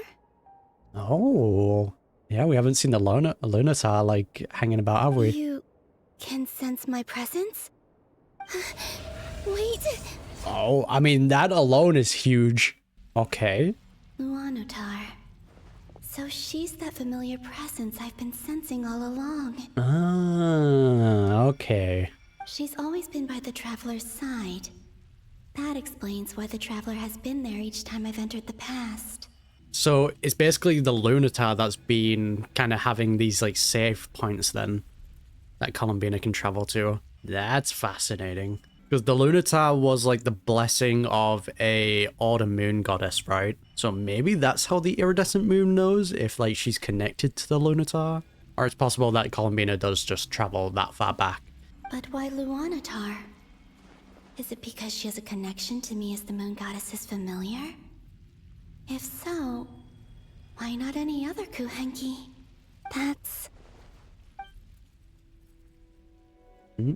Is this the final piece that we need?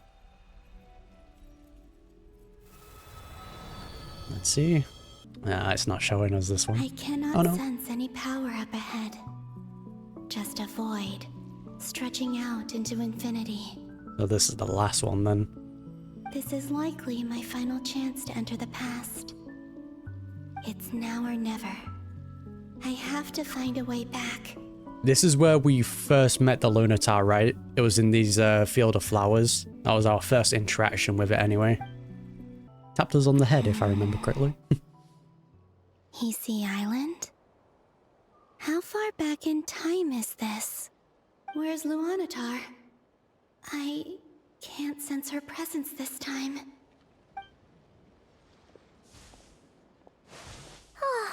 Seeing Enefa and Aino reunited like that sure was heartwarming. So Columbina can't sense her presence then, this time around. So was Columbina the creator of the Lunatar then? Or she the Lunatar itself? Traveler, Paimon. No, stay calm. I don't have much power left to change things. I don't even have that much time left here. Think, Columbina. How do I find a way back? Okay, so she might have transformed herself into the Lunatar then. A way back? To where? I mean, that would allow her, travel alongside us. Do I go back to Moon Prayer Night? Or to the future that followed? And if I return in my current state, what will become of me then? Yeah, now we're getting into weird territory. Dottore's actions that day proved that he'd been planning that for a long time. He had already seized the power of 2 moon marrows before capturing me. Even if I managed to get back, how can I fight against him when he wields the Tri-Lune Authority? Exactly. I can't. If I go back like this, I'll be playing right into his hands. Gotta keep going further back then. I have to find some way of rivaling the power he has usurped. Wait. Time flowing backwards. The Tri-Lune Authority. Does that mean? I think I know what the final destination of this lunar reflection might be. Huge, yep. The iridescent moon, right? And who's the best to learn from to actually use the moon's power? The moon goddesses themselves. Columbina training arc incoming. I know what I must do. Speaking of homes, we must already be close to where the Frost Moon Scions live. The vibe here feels different. Just like the scenery. I think that's kind of what she means though.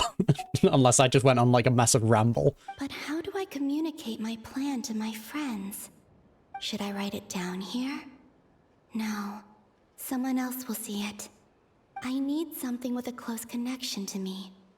Something I can use as a medium to tell them what's happened to me in here. Now it makes sense. Using the flowers.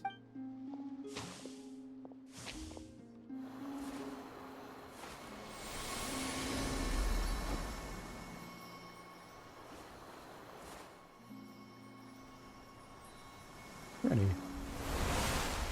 Yep, that goes into the cutscene. Ah, so she did create the Lunatar. There you go.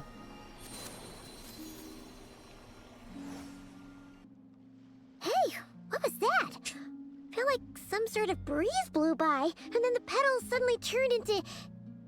Huh? There you go. Explains why it was so connected to us. It was I who brought Luanatar into being. I gave up a piece of my own soul to create her.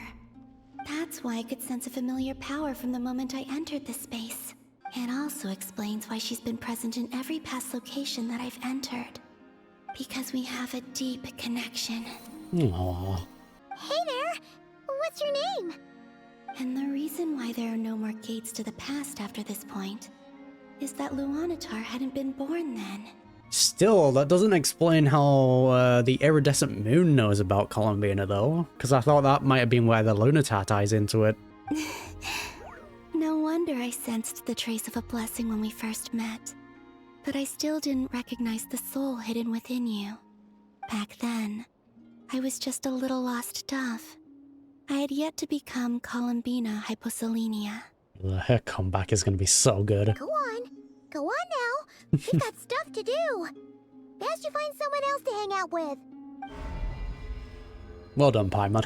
Hey, you scared it off. Oh, it went to her. Okay. I'll be counting on you. Doesn't know. Remember to stay by the traveler's side. Guide her, and help her in my stead. Oh, and bring her to the garden where the moon prayer blossoms grow. There you go. There's a little lost dove there who will need her help. That's so sweet, man. I got it. Go on. It's so sweet, dude. You too. Go and live your story. As for mine must go in a different direction. Keep going back.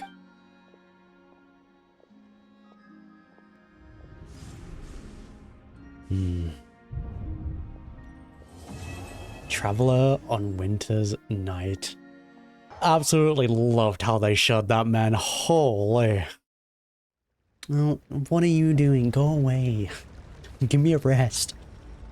How would you like to experience the thrill of never being held accountable for your actions? You could crush people like ants without consequence, or tear off their heads or limbs as you please. Yeah, I'm not a psycho. I'm good, thank you.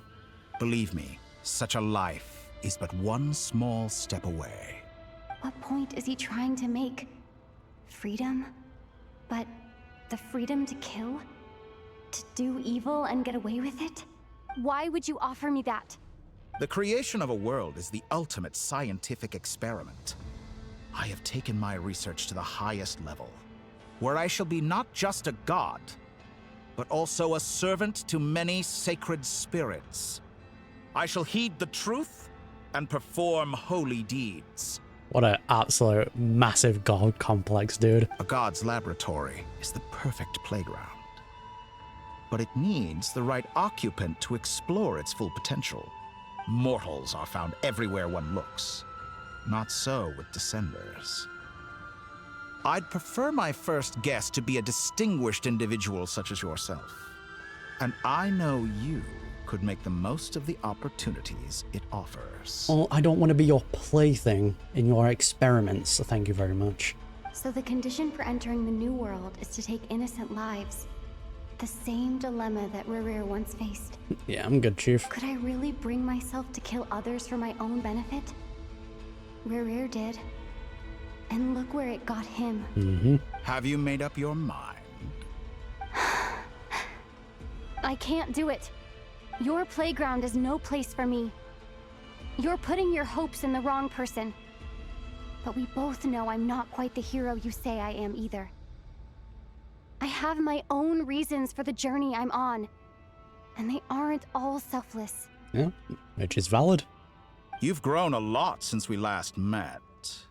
But there are still things you are unwilling to compromise on. This will only hinder you. Look, if not killing innocent people is gonna hinder us, that's fine by me. That's a sacrifice I'm willing to take, thank you.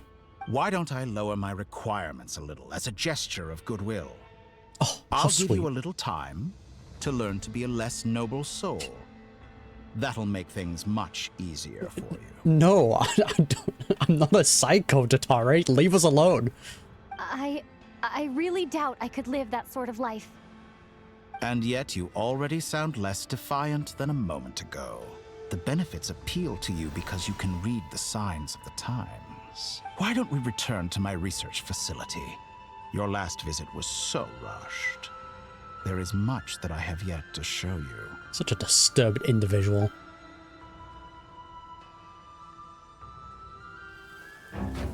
No. Now to that question. Didn't expect a cutscene.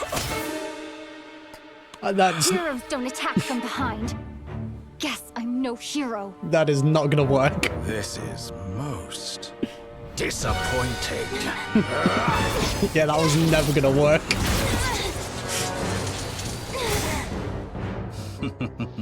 Yeah, we're gonna be cooked, Chief. Okay, those schmovin'. Yeah, lock on.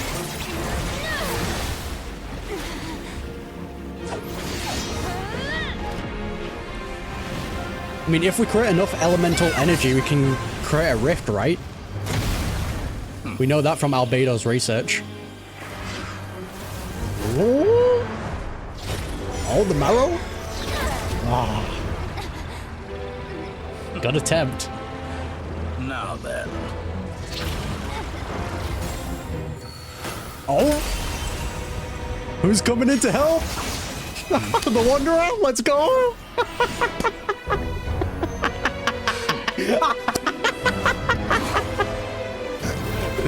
Oh, what a Chad, dude. His OST coming in. Interesting. Ah, so Dottore doesn't remember.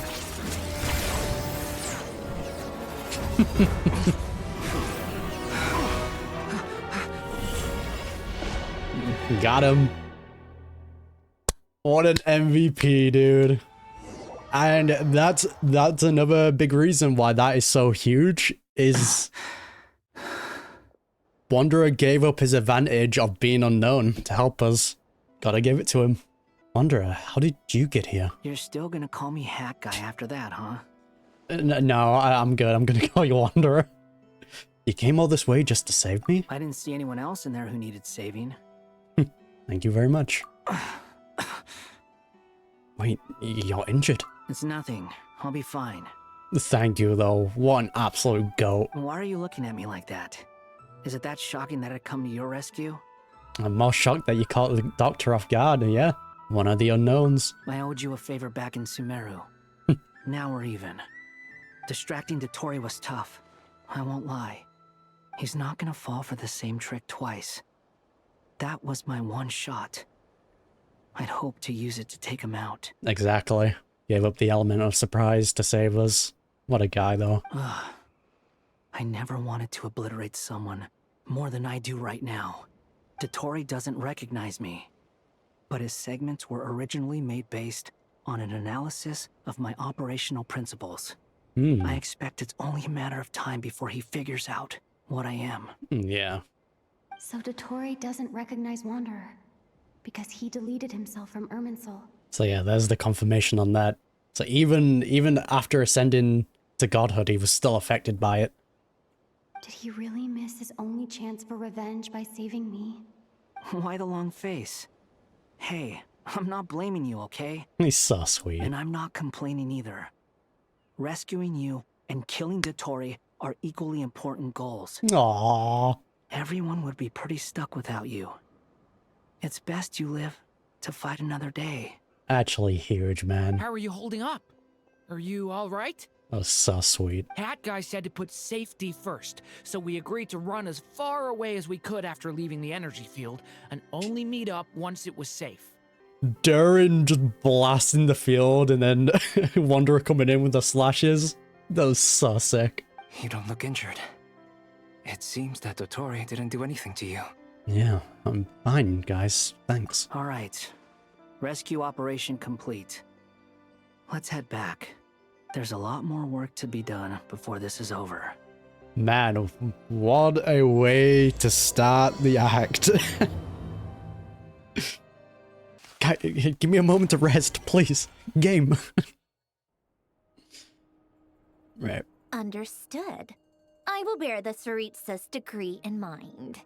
Right. I doubt it's gonna let me exit. I'm guessing this is all just tied into kind of one long thing. So I'll do the outro for Act 7 there. But yeah, and that wraps up Act 7. What an unbelievable act, man.